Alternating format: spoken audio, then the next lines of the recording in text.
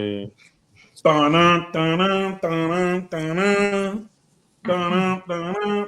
gotta do the little circle thing, somebody gotta walk through that shit. You already know what it is.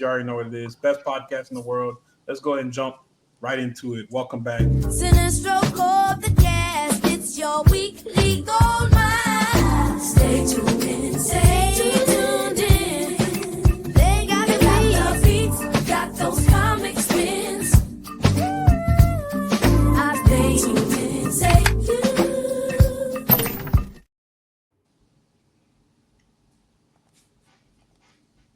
You already know who it is. You already know what it is. It's Core. Sinestro Core. Nice. Welcome back to your new favorite podcast. It's your boy Blacksby back with the gang. Our homie Efe has joined us again, graced us with his presence, back to talk about James Bond plus a plethora of other things. So many things that you can't fit in the back of the Aston Martin, yeah? Anyways, let's get right into it. I'm working on that accent. That's good. I just watched F1 for the 300th time, and I think me and Damson Idris can switch places if I was like a little bit shorter. Yeah, that's what's stopping you from switching places with Damson Idris. The height. That's the problem there. It's a mad thing. First off, to open up this episode, we are kind of starting with a little bit of a somber note in celebrity news. Actor Terrence Stamp has passed away at 87. The man has starred in over 60 films throughout his catalog. A lot of people know him colloquially for the Richard Donner and Richard Lester films, starring as Superman and Superman 1, as Zod in Superman 1 and 2.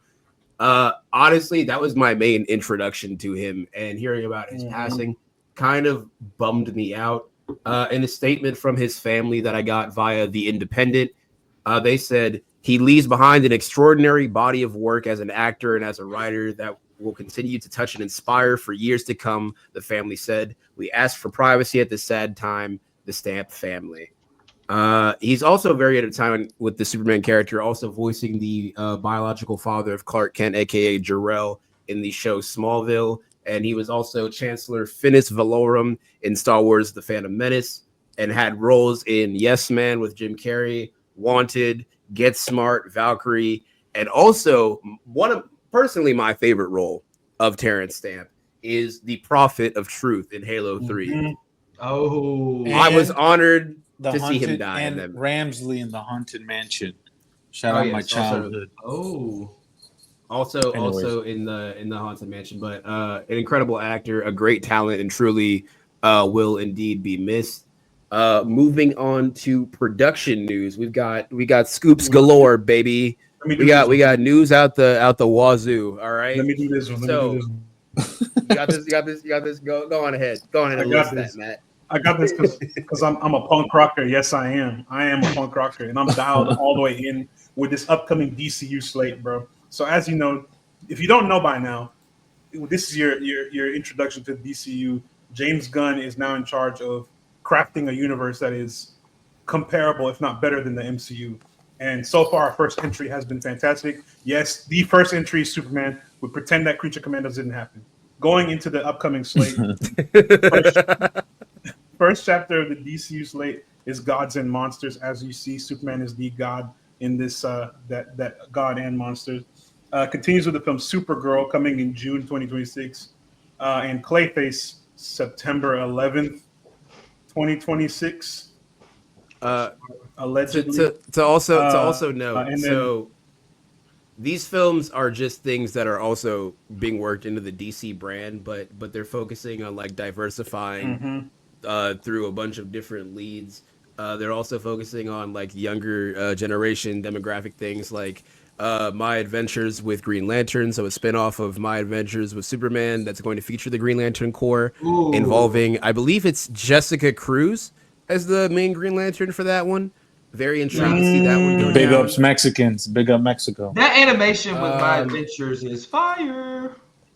Very good. I hope they fix fire. his fucking suit though, because his suit that I'm not watching it because looks it's a awful. fucking cartoon, and I'm a grown He's gonna ass watch man. it. We're covering it, and he's gonna watch it. Watch him. I'm gonna be sick those days. He like Creature Commandos because of the princess. He watched it. But I am excited for this mostly because James Gunn has the take that he will not move forward with anything unless there is a script there, which is very antithetical to the Marvel approach of storyboard a bunch of action scenes and then just make whatever. Like, you basically, as the director, show up on the day and they've already done it. They're just like, put your name here on this piece of paper. Participation sheet. That's real. So I'm very excited to see it. He also mentioned a number of other projects are going well, along with Brave and the Bold being in production, the Paradise Lost series focusing on In Wonder production. Woman.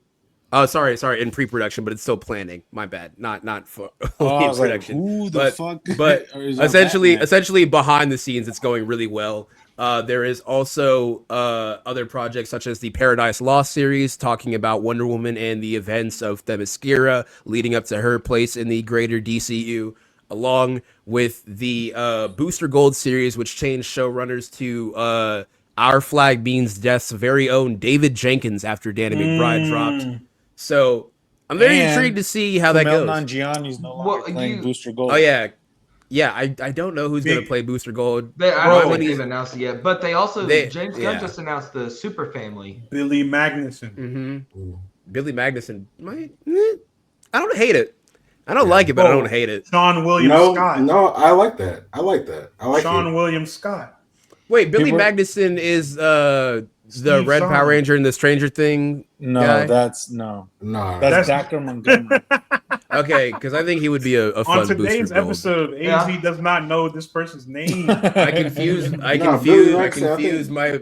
He's pretty good at playing a weasel, and I think Booster Gold is weasel. Yeah, it's being a weasel. Booster Gold has they gotta bring him in with Blue Beetle for sure, because they said I think. They're having a who is it play Blue Beetle in the DCU? It was Jason Sudeikis, I heard. No, Blue Beetle, the Hyman kid. No, Cholo. I don't know how to say his last name. No. I mean the Ted Cord Blue Beetle is. There's no. I don't know if they. Blue Beetle yet. Okay, so then give me Jason Sudeikis. All right, so then give me Jason Sudeikis for that, and then we could have Billy Magnuson for Booster. I'd like that because they're just two.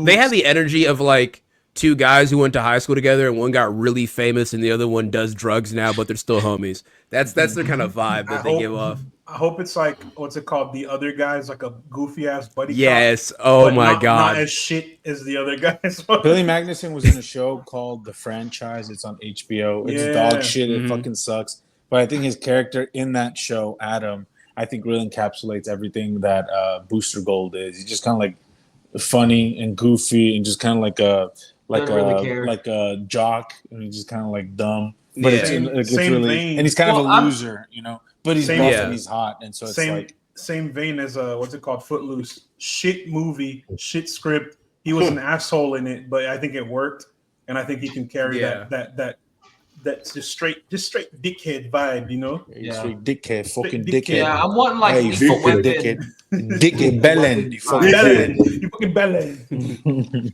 By the way, speaking of British insults, don't be a cunt and listen to this news.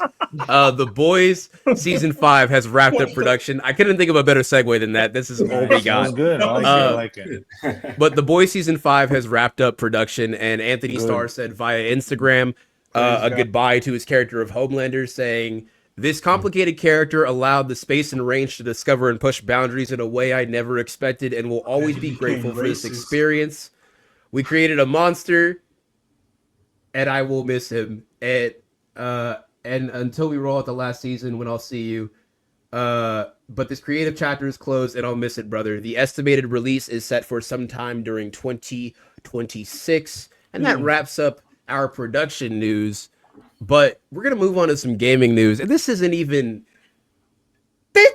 This is the greatest time for me to be an autistic comic book fan. Let me tell you something. Because they combined Legos and the big bad bat. We're so fucking back, baby, at Gamescom from developer TT Games, the patron gods of Lego themselves, behind Lego Star Wars and every great Lego game you've ever played in your goddamn life. Legacy of the Dark Knight was announced, and I have a quote here from my main man Jim Lee, who wrote Hush, a great Batman story that really only works once. Once. Jim Lee is the chief creative officer at DC, and he said whether he's the wrathful Dark Knight, the brilliant detective, or the unlikely father of the Bat family, Batman has constantly evolved, shaped by the world around him while remaining a timeless symbol. This game brings together nearly every facet of his legacy, letting you embrace the full range of what makes Batman iconic. Built with inevitable care, creativity, and deep respect for the mythos, TT Game has crafted a love letter to the world of Batman, I agree. Can I offer a little bit of pushback? I think David said something very pertinent in the group chat, and he was like, "Why are we getting yet another Batman game?" Because it works. Sure, but he's absolutely right. It's like we've had this. You can't give us any other character. You could have made a fucking Nightwing video game, video game. Well, here's the thing. Nightwing, go for it. Nightwing, they already tried to do a non-Batman game with Gotham Knights, and we saw how and they that still went. shoved Batman in it at the end. They still shoved Batman in it at the end. So the thing with making a game that's not a Batman or an Injustice or what type of like fighting game, you have your Supermans and your the Flash, but these are characters who are just godlike abilities, and you can't exactly nerf them to start. You know, you can't just be like, okay, he's Superman, but you have to progress 7 levels before you unlock heat vision, some shit like that or whatever. Yeah.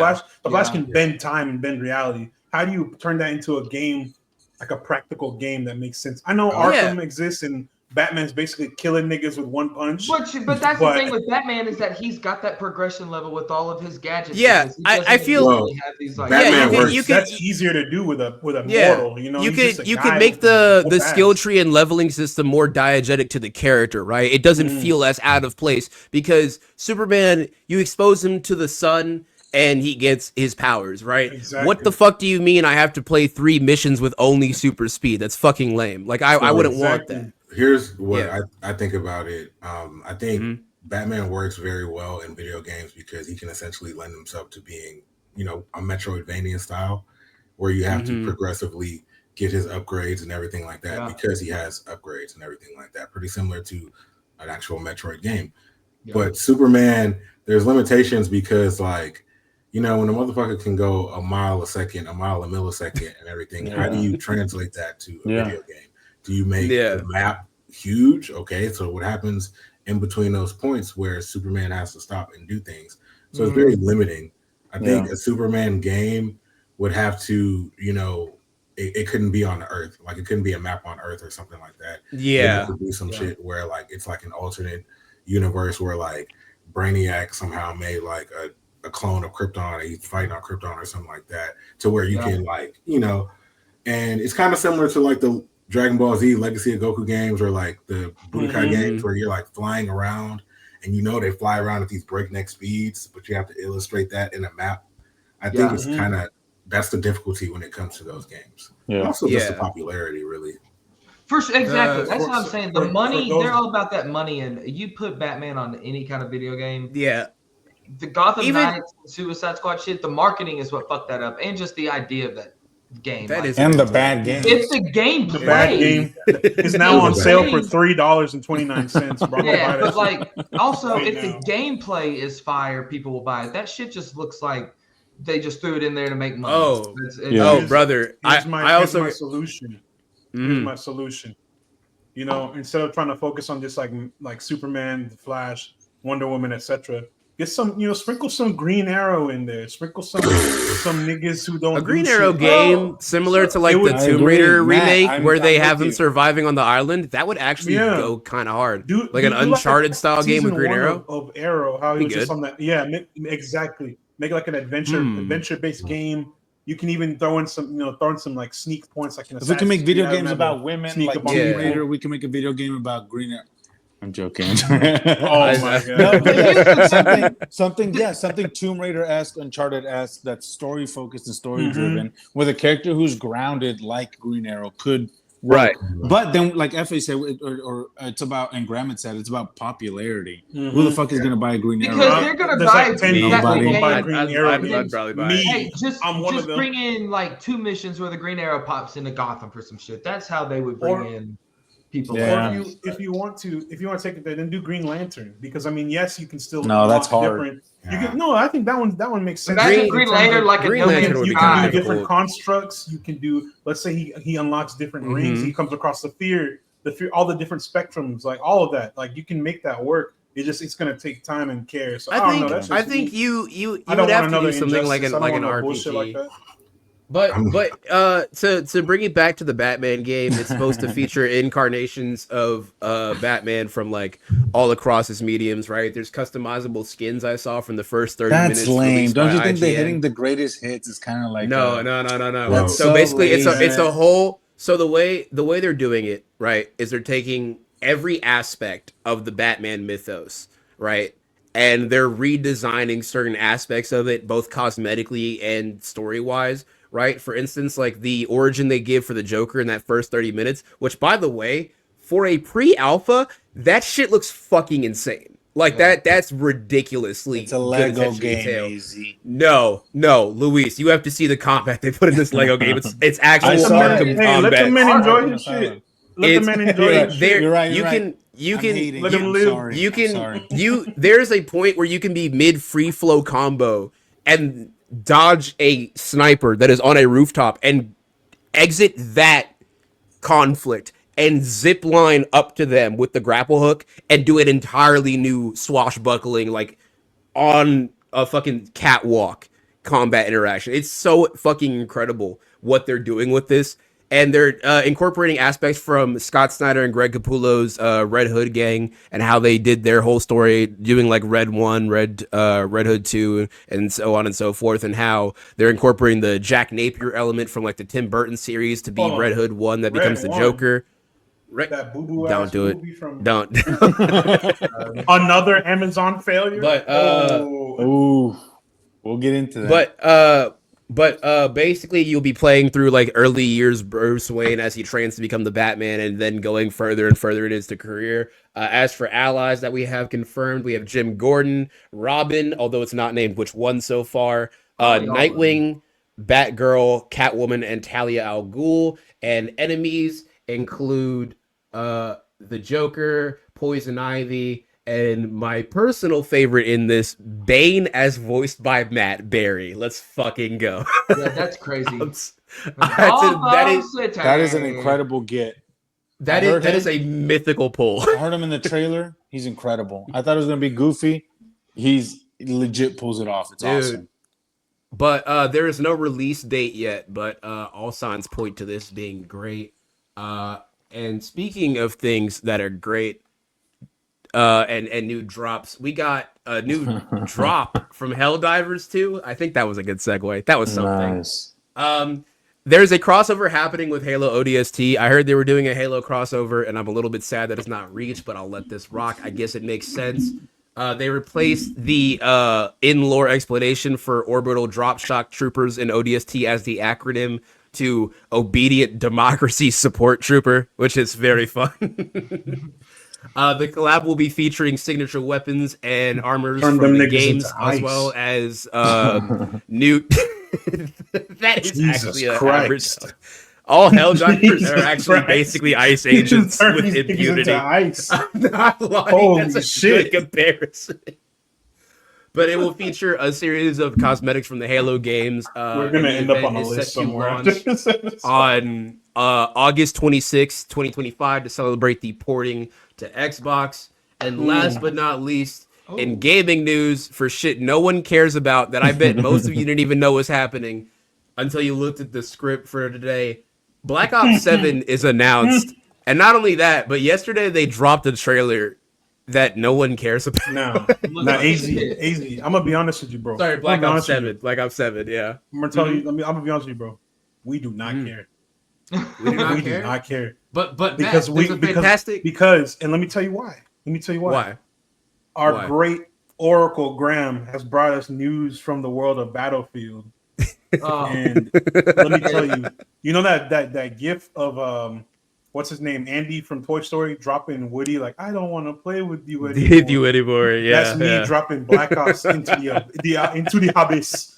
into the hobbies. I did Into the that. hobbies. I did that in 2019. But well, I haven't played Black It's Ops been since Black good Ops since. 2 or 3, some shit like that. well, Never. Matt, I'm sure you'll be glad to know this piece of information relating to Black Ops 7. So this is the synopsis that I got from the official callofduty.com. So straight from the mouth of the horse, Call or of I guess Duty. Jackass in this case, because it's Activision. The year is Activision. Activision, exactly. This is the synopsis of the game. The year is 2035, and the world is on the brink of chaos, ravaged by violent conflict and psychological warfare. David Mason, so we're returning to the Mason clan for this Black Ops installment, Don't leads an nobody elite give a fuck. JSOC team on a covert mission to the sprawling JSOC. Mediterranean city of Avalon. While there, they discover a sophisticated plot that just won't plunge the world into chaos. It will put them into their own haunting past. So we're Elements getting of the a game, greatest hits. yeah, kinda. Just your average Call of Duty. We're also getting two 20v20 maps at launch, 20 6v6 maps, round-based zombies, just like the originals, I guess. And this is actually the most shocking part of this. Only in the past 2 weeks have I heard anything about this game, and we just got Black Ops 6, and it is releasing on November the 14th of this year. Jesus. Black Ops 6 dropped last year in the same time. Yeah, that's why I'm like, It's because they're catching. They're worried that they're gonna be fading off into irrelevancy. Battlefield is here. I don't give a shit about Black Ops. I straight up, I don't care. If someone said, "Hey man, I'll give you like $50 or however much it's gonna cost, $70," and you go into the game store, but the only game you can get is COD, I'd be like, What "Bro, the fuck are you talking about, man?" no, nigga, no." I haven't played. We'll go buy the F1 in like game. 8 years. Playing Call of Duty in our Lord's year of 2025 just kind of crazy, bro. Yeah. I got. If you play Call of Duty, I assume you're racist. Yeah. I had Black Ops 6 for free we from on like Apex now, gang. who's we? Who the fuck is still on Apex? What's the Apex? Amish? Yeah, that's like Damn. Nobody making that horse shit. They just That's discovered it. fucking You know what? skinny Apex battle royale. was good when it was because it came out when everyone was at home at the beginning of the pandemic. Yeah. Nobody All we shit to had. do. Bored as fuck. It came out. Played It Apex. came out like I think like the last part of my second half of my freshman year semester at college in like 2019, and then COVID happened, and I hadn't had the wherewithal and the forethought to be like, I can just download Ninja Storm. What the fuck am I doing playing this horse shit? I could be having fun. There's Fortnite right there. What the fuck am I doing? So I was just playing Apex. But yeah, this game is coming out and nobody cares. Nobody cares. We do not. But you know what? But you know what is coming out and people care? You know what is coming out and people care? Well, Battlefield 6 is happening, and that's good from what Graham, you tried the beta. How was that? Pretty great. The maps are definitely like, but it's a beta, and Yeah, I think the maps that we're playing, a bunch of people were kind of bitching about like how congested they got, but I think they're part of like bigger maps. They didn't want to give you like the full, like large scale things, but like the gunplay, the destruction. I mean, bro, like we're back, and I never thought Battlefield was 2042 should not have existed. I refunded that shit 2 hours ago. It was dog nuts. But Battlefield like 1 and 5 are great, but this feels like we're back to like Battlefield 3 and 4. It's pretty peak. That's what we like to hear. I'm pre-ordering it, if that says anything. Pre-ordering, bro, is locked the fuck in. We don't do that right now. I'm gonna wait maybe a week or two for like a couple of reviews and some patches, but I definitely do want to get Battlefield 6. It does look good. And speaking of looking good, brother, we got trailers and previews and things are coming out and they're good. I think probably mostly some of them are. We are on the eve of Peacemaker season 2. A thing I don't want peace. It's gonna go. I want problems always. I read some behind the scenes interviews about Gunn talking about things that are in this, and apparently there's something that was referred to in the article as a dancing orgy, and Gunn referred to it as one of the funniest things he's ever had to film. I don't know what the fuck that means or what a dancing orgy looks like, but I am fascinated. What are we doing? What are we doing, guys? The only other thing that I know about it is in the trailer. There's something that looks a little bit like a Green Martian. You're not excited for Peacemaker season 2? I hope It's the dancing orgy is the intro that they do every episode to that one song. Please be. I need like a longer version of that.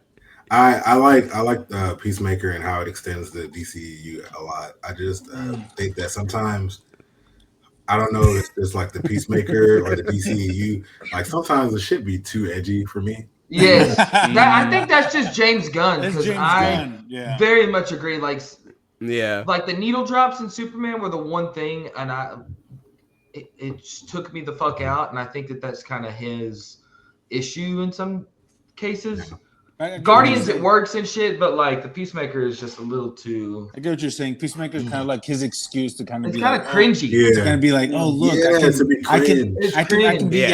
can say fucked up things and to make dark jokes and be a little bit push the guys. My mom went to bed. Now we can raid the liquor cabinet. Like that's the kind of energy it gives. Like the big kids aren't the adults aren't watching. I can do what I want now. I mean, James Gunn is lame. You know, I think, and What? No, he is. Like, What?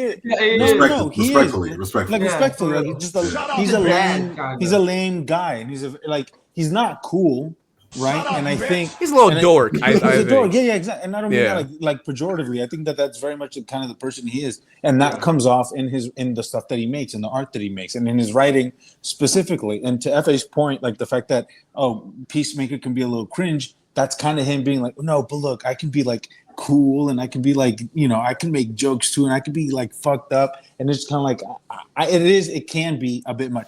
I like it just because I think it's like dumb and fun, and I'm just like, this is a nice kind of like change of pace from what he usually delivers.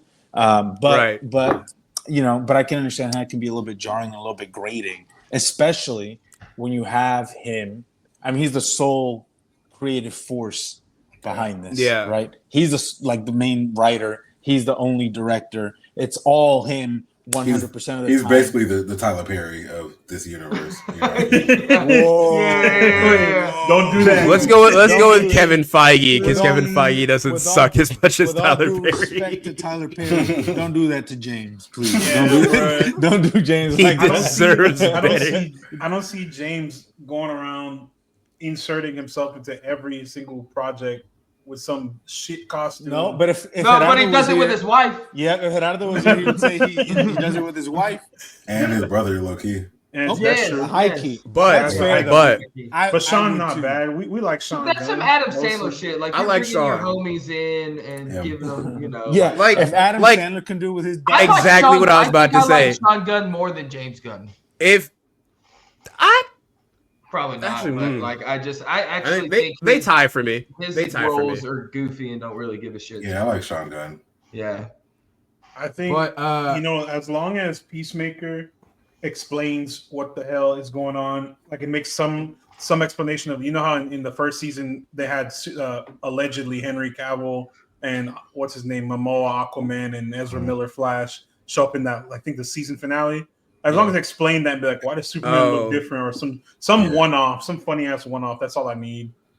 I hope from the season they cut down the riffing just a little bit, because some of those jokes did go a little bit too long. Just Well, trim it guess what? just a tad. Well, and just a that's tad. what kind of scares me. Look, like, with the I Amanda get it. Waller John show, Cena's like, funny, but dial it back, please. Yeah, but like with really. the Amanda Waller show, if that shit even comes out, is it gonna be like goofy as fuck like this, or? I think that'll probably need to be make much that more of a serious serious. tone, like more clandestine. Because I think at this Because- point in I hope so. continuity, Waller's essentially on the run because she's fucked up. Like she's fucked. That shit would be like Scandal or like Yes. Way with Murder. That'd be kind of Yeah. And look, mixed with like Law and Order or some shit like that. And James is talented enough procedural. to write something that's not goofy and funny. I think the MCU previously, maybe not as much recently, but previously they did a good job of hitting those different genres where they had like their Winter Soldier. Winter Soldier, their spy film, their espionage I'm film. back. They had their fantasy films and everything. They did a great job of doing it. So I really want to see how the DCU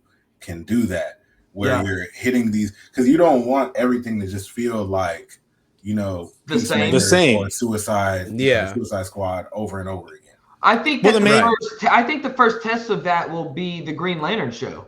Because Yes. the way he's describing it as True Detective True in space, Detective like in space. if that shit, I mean, give me a couple of funny jokes every now and then. A little bit of levity. I mean, it's I'm got Nathan Fillion as Guy Gardner in it, so there's got to be at least like a little. Yeah, but I don't or think something. he's going to be in it that much. I think it's Yeah. how John Stewart. I think the first real test is going to be Supergirl because I think Damon Lindelof, we know, is writing and kind of show running Lanterns, and he's so incredibly. We're going to get Green Lantern first, I think. Yeah, and but I'm saying he's so incredibly talented that I'm not worried about Green Lantern show. Whereas I don't like the motherfucker who directed I, Tonya, who's directing Supergirl, Woman of Tomorrow. So that's what I'm a little bit more concerned about. And I'm concerned I feel like with the script on that one too. Exactly. So I think that's the biggest hurdle to jump. I think Lantern is kind of a home run. Yeah. Also, you gotta remember that what I'm Kyle scared Chandler is like TV show Jesus, and Aaron Pierre just came off a banger ass movie with Rebel Ridge, Light Bright himself. Yeah, it should have been me. I'm gonna keep saying that. It should have been me. You were robbed. Whatever. You were robbed. They said, "I'll go back to your Marvel. Go do that." Yeah. Now I'm campaigning for Marvel Blade shit. again. Here we go. Wait, Matt, did you just mention Blade? Because I got Blade-related news, brother. You're welcome. That was a layup. Listen, excellent. That was the So speaking of Blade is apparently making his debut in about a month in Marvel Zombies, which we just got our first What look the fuck? at. Next, skip. Yeah. Who gives a fuck? No. Next. No. It's news. We're talking about it. God That's damn it. ridiculous. That's ridiculous. Look, so it is to feature a number of MCU characters, cast including David Harbour's Red Guardian, Elizabeth Olsen's Scarlet Witch, Florence Pugh's Elena, Simu Liu's Shang-Chi, Iman Vellani is Miss Marvel, which I feel like is going to make me very sad because I don't like seeing kids in apocalypses. It bums me out. She's a super-powered child. Now this is making me yeah, but all of her friends are gonna be dead, and it's gonna make me sad. Now this is good news. Aquafina's in this, which means she'll die a horrible death, and I'll be happy. That'll fill me with strength and joy. She's gonna get eaten in the first 2 episodes. This is gonna get less views than Eyes of Wakanda. She's gonna get bit gonna get bit by the zombie. What is you talking about, man? Also going to be Zombies. I think Zombies has a much broader reach than Eyes of Wakanda. Sure. And it's also wait. There's still more. Our Blade, right? There's so the thing is they're having Todd Phillips, a guy who I have almost never heard of, voice Blade in this. Yeah, some light-skinned dude I've never heard of. But in addition to him playing Blade and debuting in this, right here, you also have people that we do care about. Dominique Thorne is in this as Ironheart. Haley Steinfeld is in this as she's going to be the Hawkeye in this. Okay. And I'm very intrigued to see how this goes, considering that we have no trailer or anything else.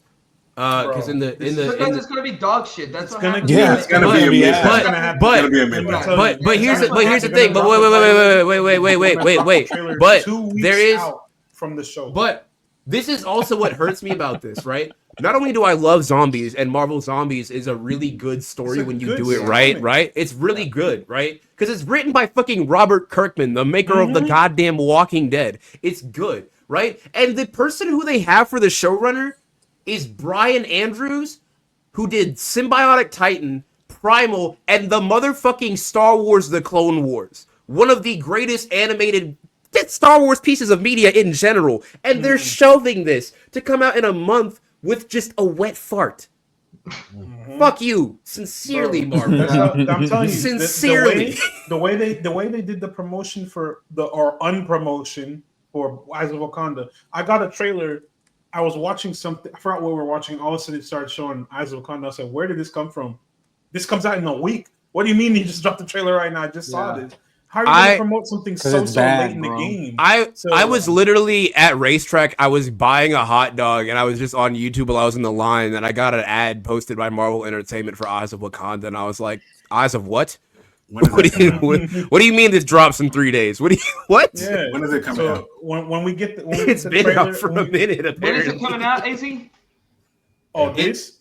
Marvel Zombies debuts September the 24th of this year. Allegedly. Okay. Which I mean, I don't know what Disney's doing, because for some reason it just seems like all of their releases have some sort of they just seem to bomb. Well, if it's, By the way, speaking of bombs, real quick before we transition to the next topic, I think it's also just to go more on the whole their low faith of whatever their freaking show is.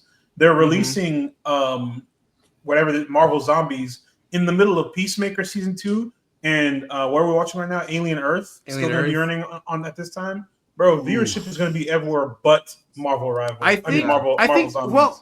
Well, that's the thing. I think this is going to release around the time when Disney Plus and Hulu merge, so they're going to still have that.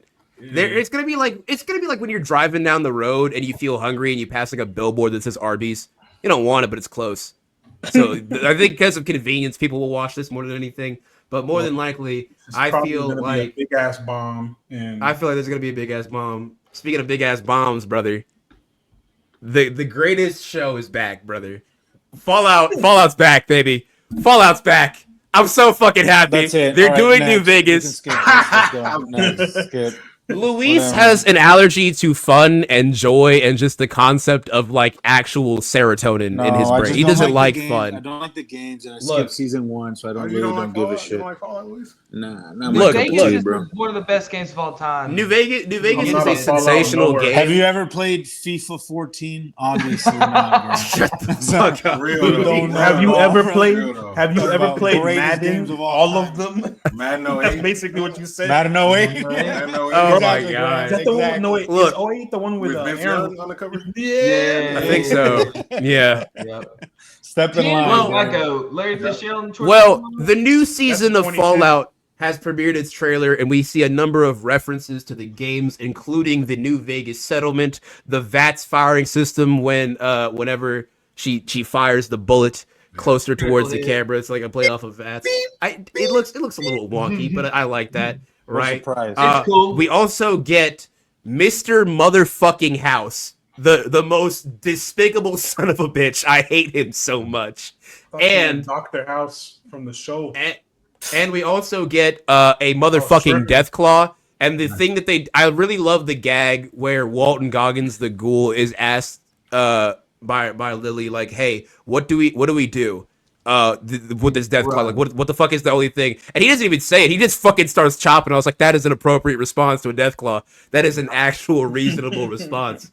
That is basically Godzilla with upper body day. I'm not fighting that. That's good. Got a shot of the Legion too. It's going to. Oh yeah, we also got the Legion. We got my boy fucking Caesar.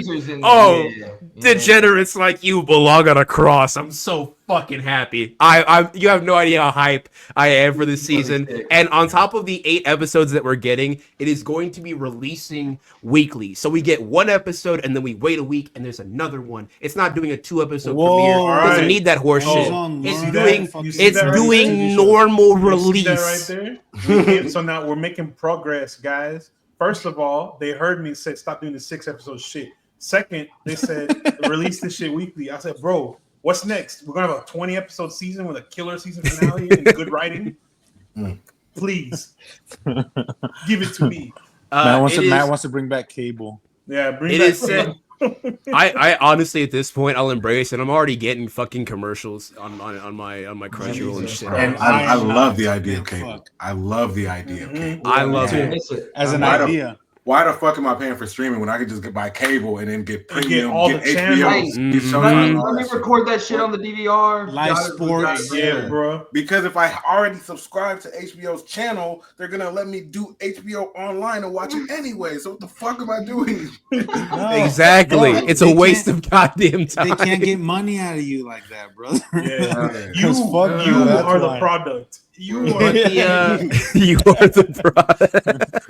Bro, I miss cable. But the Fallout show is set to release December 17th of 2025. And our last bit of news before our main topic is a thing that only I care about. Yes. So get through it. This is Jesus fucking Christ, Luis. Pump your brakes, brother. Oh, I do fuck with the topic. All right, look. Ready for the bondage, brother. Fine. In comic news, TMNT Battle Nexus is an event that is coming out featuring the major incarnations of the TMNT franchise, with each chapter held by a different creative team but telling a unified story. The creative lineup includes writers such as Tom Waltz, Paul Allure, Sophie Campbell, Caleb Gardner, Eric Burnham, and artists featuring the Escorza brothers, Ben Bishop, Victor Cavaggi, Omar Francia, and Henry Prostea. I have butchered those names, and I'm sorry. But the original Shredder from the Kevin Eastman and Peter Laird Mirage comics is set to make an appearance, accompanied by Splash from the IDW, Metalhead from the 2012 series, and an Ninjara who is making their IDW debut. And these 4 villains have been handpicked to defeat the Turtles in this high-stakes tournament. Basically, it's going to be 2 incarnations of Turtles fighting each other and then teaming up. Some of these matchups, though... Yeah, what's up? If I may, man, I really love the Battle Nexus arc in the 2003 Teenage Mutant Ninja Turtles. Ooh. So this is actually some news that I'm kind of excited to hear about. Oh, yeah. I haven't followed the IDW comic strips. I do know about like the gist of a lot of the storylines, but this is very interesting to hear. I'll say that. Yeah. Oh, yeah. As somebody who isn't tapped into the Teenage Mutant Ninja Turtle comics, this concept is really cool and interesting to me. Yeah. I just like the only comic I've read is like The Last Ronin, and that's like some of the best shit I've ever read. Yeah. When are we getting the Last Ronin? The game, right? Because when is that coming out? It's in development hell, brother. I don't know. I could not tell you, and neither can they. That would be so sick. It's been radio silent on that. But the matchups include the 1990 movie Turtles versus the best Turtles of all Turtles time. from the newest one from Mutant Mayhem. The new ones? Yeah.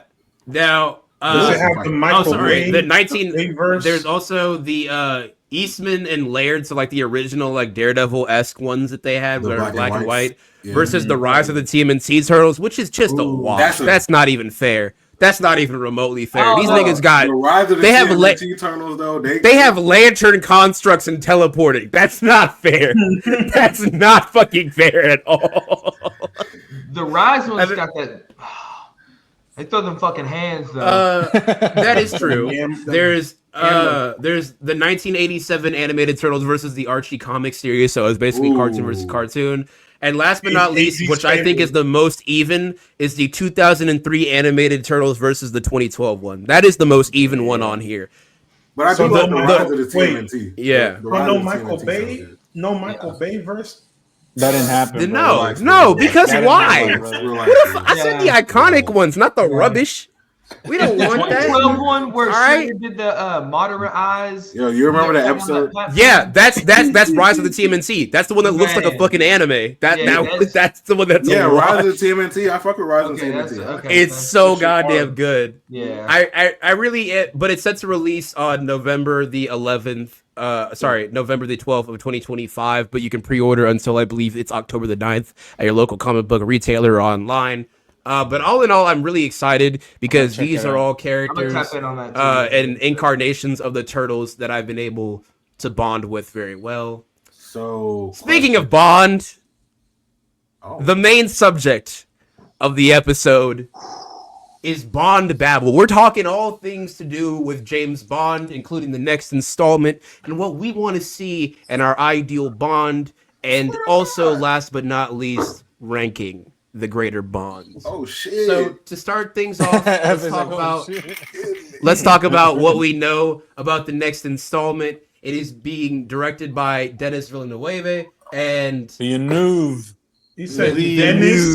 He said Dennis, and then he said Villeneuve. I said Denis. Sorry. That's how I said that one time, and I got you got cooked, bro. But what we know is that the next installment is being directed by Denis, and that's really it though. That's really all we know. It's just being made by Denis. There's nothing else we know about it because there's nothing writer. That's all we need. We know that. Oh, who's it being written by? I don't know who it's being written by. Peaky Blinders, Stephen Knight, the Peaky Blinders creator. Oh fuck yeah, man! Oh, nice. Right.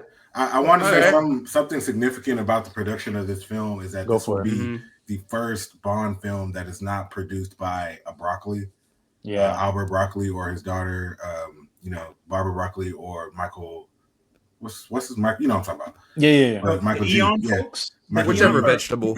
So I think this will kind of. I don't want to say this is very pivotal to the future of Bond, but it's very pivotal to the future of Bond. Because, no, it is. It's a new chapter for sure. It's a turning point. Yeah. Yeah. Like Yeah. people like to think of Craig's Bond as being the turning point, but I think officially we see now that this is the true turning point. Maybe Craig might exist in a vacuum because it is a different Bond than the original continuity of Bond. Yeah. But for sure, I think that this is not only because it's a new era, I think this gives them a lot of leeway to do a lot of things with the story because I'm sure there's an inclination to go bigger, better, and special effects. Well, I think the kind of the decision making behind the scenes and like the people like who they pick to direct and who they pick to write it, I think is very indicative of their intent. I think you're very right about saying that this is a turning point in the James Bond franchise because it's the first film not being made by the Broccoli's, right? And I think Amazon is like, no, but watch, we'll show you guys that we're good shepherds of this franchise and good stewards of this franchise. Watch, we're gonna hire one of the best filmmakers working today and an incredibly talented writer in Stephen Knight, and to kind of shepherd this film going forward. I think where a lot of the issue lies is who they're gonna cast as James Bond. Because what's the point of having a great filmmaker? Like great filmmakers like Stephen Knight and Denis Villeneuve, if you cast someone like, God forbid, Tom Holland, Well, here's the thing, though. I'm always I don't want to hear Bond in that name ever. Outshallah that, please. Do not ever.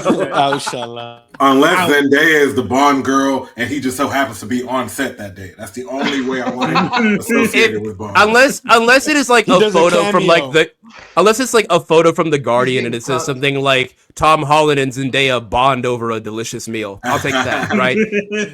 I don't want anything else. Please stop. Yeah. I like Tom Holland, but put on the tights and web swing, brother. All right, put the web in the shooters, brother. All right, you're not here for Bond. I don't care about that. Stick to being a friendly neighborhood Spider-Man. Let the other movies feel real big boys. But the thing is, with casting a Bond film, right? It really depends on what kind of Bond you're going for, right? For sure. Like, I think mostly my favorite Bond personally is Brosnan because I like the camp. I like the vibe he gives off. For sure. Because I grew up on those films as a kid, and seeing that to me was the coolest fucking thing ever. And he also had been Bond for a little while, especially in the mid movies and shit. And so Brosnan, he played. My bad. I'm sorry. No, you're good. I'm just saying, like, I just think his version is just so like it fits, and it's that late '90s kind of thing. For that era, it's a good slice of that early, Now the late '80s, early '90s Americana. Yeah, the last two definitely started fucking tanking. Like, So, what I'll say is that Brosnan had a great experience to become Bond because one, they've wanted him to be Bond for a while, and he was playing in a show called Remington Steele. Where he was kind of a Bond-esque character and everything. And for a long time, Brosnan was my favorite Bond. Yeah. Same. He's my favorite Bond now. I think in the overall Bond multiverse, my favorite Bond is the Bond from the Agent Under Fire video games, Okay. Because when I was a kid, I'm playing the games more than I'm watching the movies. Right. Fair, Brosnan's GameCube Bond games like Nightfire. Oh yeah, and then, GoldenEye, brother. GoldenEye. The patron saint of every FPS we have today. Yeah, GoldenEye is like on the same concept as like, I don't know, just one of those movies or games that you don't talk about because it's the GOAT. Like anything else you're saying, you ain't got to speak on what's known. Right. Second, but there was another one that was like Nightfire. And Agent Under Fire. Agent Under Fire, is that the one I'm thinking of? That's like kind of the silver cover. They have, Okay, Agent Under Fire, dude. The car missions and that shit. We haven't had a good Bond game in a long time. Yeah. And the last good Bond game was probably either From Russia with Love or Everything or Nothing. Yeah, and Everything or Nothing is what I'm thinking of. Didn't they I make had that shit on unless Game Boy, I'm too. mistaken, didn't they make a Casino Royale game They made a a couple Quantum of years Assault. Quantum ago? A Assault. tie-in. Yeah, and it Quantum was like Assault, that sorry. third person. It was Quantum kind of Assault fun. Like ass. it was good, Dog shit. but Quantum Assault I enjoyed ass. it. And They didn't know what the movie was gonna be. It wasn't Right, their fault. Yeah. Yeah, I remember that game had a troubled development where they're like, we're not going to tell you anything that's going to happen, but you also can't spoil the it. movie was in production during the writer's strike. Yeah, Isn't but that they right? also so they couldn't really share any details, so they just kind of made like this bare bones game. There I were no remember details to share. What's crazy is All- those Star Wars all- games before Episode 3 came out, they didn't give a fuck. I think all I really remember of that game is like I was at my cousin's house, he had it, and then he turned it off to play like 50 Cent Blood in the Sand, I think. Yeah, So that's indicative of the quality. It was like a Call of Duty clone. I think Activision produced it too. And then they had like a 007 Legends game that was shite. It was pretty much like the go back of all the previous games. It was ass, but there was a in order to get a good wasn't shabby. In order to get a good James Bond game, I feel like you need to blend together aspects of the Hitman games and Uncharted, and you meet that middle section right there. That's where you need it. That's that sweet spot. So that's where I think it needs to go. When I was working at EA, I made friends with the social media manager at that worked for Hitman, right? He gave me the Hitman game, and when I was playing the Hitman game, like I was like, "Yo, this is like a really dope stealth game." Literally, IOI, the people who develop Hitman, are going to make the new James Bond. As they fucking and it's should. like an origin, and it's like when he's like young Bond, right? You get young Bond, and that kind of goes with what we're talking about too. Yeah, like the story of this film, I think it should be a young Bond in the 60s. A young Bond in the 60s. And fuck it, you can do it like Kingsman too, to where you got these gadgets that are anachronistic to the time. It's like a retro futuristic type. If they want to do that with James Bond, fuck it, you can do it. That's what I think you could do that. I think that would work really well in the movies too, especially after the Craig, that everything's set in the modern era. All it's the grounded and real. Like I think that's the one thing Skyfall did really well, was that it took him like the last half of the movie, like he really didn't have anything and he had to like resort to like his orphanage and like that old shit. I think that leads perfectly into this next topic, which is if since it's a new kind of start for Bond, it's a new era for this franchise, who are some actors? And I think we've all compiled a list here. So mine are so long, so I won't go through all of them. But who are some actors that you guys think or you would like to see as James Bond? Kick aside Tom Holland. Realistic. Kick aside how realistic it'll be, because I think that's besides the point. Just someone who you would like. We'll let FA go first. List yours off. Wait, hold on. Who's gonna say Know something? what you're thinking. So I know very well I'm going to have a lot of crossover with you guys on my list. So I'm just going to mention my main person who I think I would like for it to be, who I would like to see. I've seen him in other things. I think he's pretty good. And who I think they'll probably pick. Okay. Who I would like for it to be is actually Jacob Elordi. You know what I mean? You cooking, man. Hold on. I think Jacob I'm Elordi. gonna keep a running list too, so we'll post it on our socials and let the audience vote. Okay. I think Jacob Elordi would be really great, just because people talk about, Henry Cavill should have did it instead of Craig back then, right? Yeah. Or like Cavill should do it now. I think Elordi, you get what you would want from Cavill, and he's still young. He's not overly swole, because Bond can still be kind of like an everyman. Kind of lean. And one thing people kind of don't understand about Bond is that he is in an the everyman. Navy. He's everything. He's Navy, average in the Navy. So like Sean Connery was tall as fuck. He was 6. He was like, I think he was like 6'3", 6'4", or whatever. Damn, he playing with the wrong fucking tools and weapons, bro. He's playing basketball. The Rockets need a center, bro. You play with the wrong guns, bro. I think James. I think because when it comes to British culture, James Bond is kind of like an anomaly, when normally their main character is a British everyman in a lot of their media. It's like a regular dude. I think Jacob represents that, to where he can be kind of like that suave guy and everything like that. Who I think they'll pick is Aaron Taylor. Hey. Yeah, I think Aaron Taylor Johnson. I think they're gonna pick him. I think so too. That's gonna make me fucking cry. I cannot stress enough how much I would hate that with every fiber, heart, and soul of my being. Why do you think they'll pick him, and why don't you like that? I think they'll pick him because of his experience that he's had, and because of his wife, mommy. His wife. Yeah. His grandma wife. Yeah. Wife mom. His wife mom. I think he has a lot of pull. And when you think about his pull, because Jacob is essentially still kind of a nobody. Yeah. In the grand scheme of things. When it comes because to that's one thing I don't know very many. I mean, I know people from shows and shit. I could probably say like this guy character from a show. I don't know actors like y'all do, so mine are going to be kind of like people more known. But I think that's indicative. Is known, and he has a role in things that like you. I knew who that name was exactly. You know what I mean? And I think that matters, Graham. I think you're. And I think Daniel Craig was sort of that way. Like he was in movies and stuff, but he wasn't this like household name that he is now because of Bond. And I think that Jacob is like young enough to.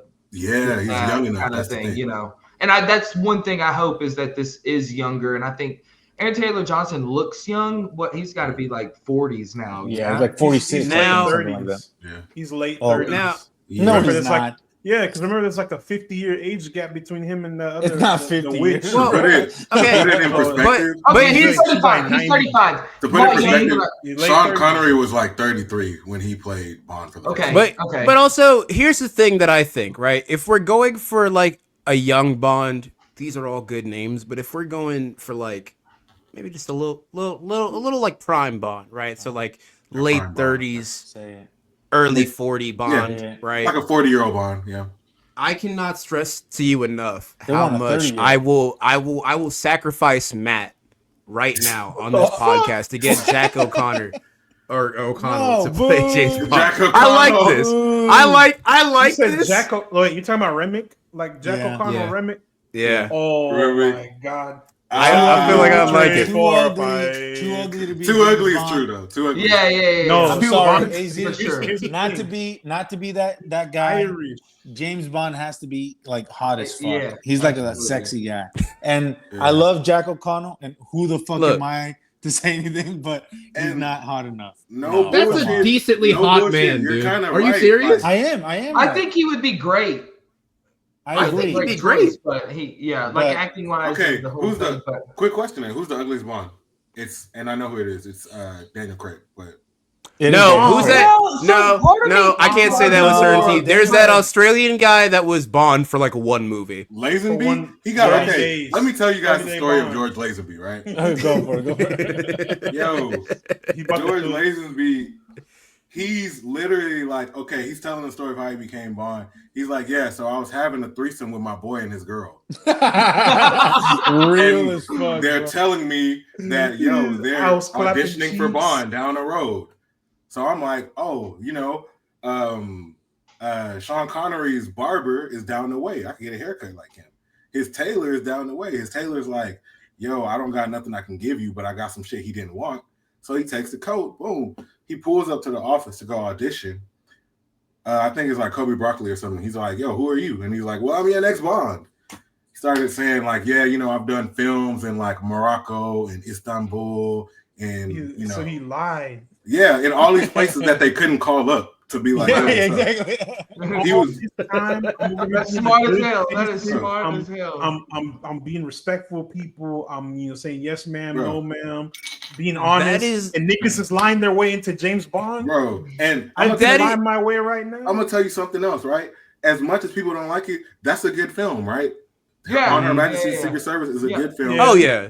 The reason why he didn't come back is because his agent told him spy movies is over.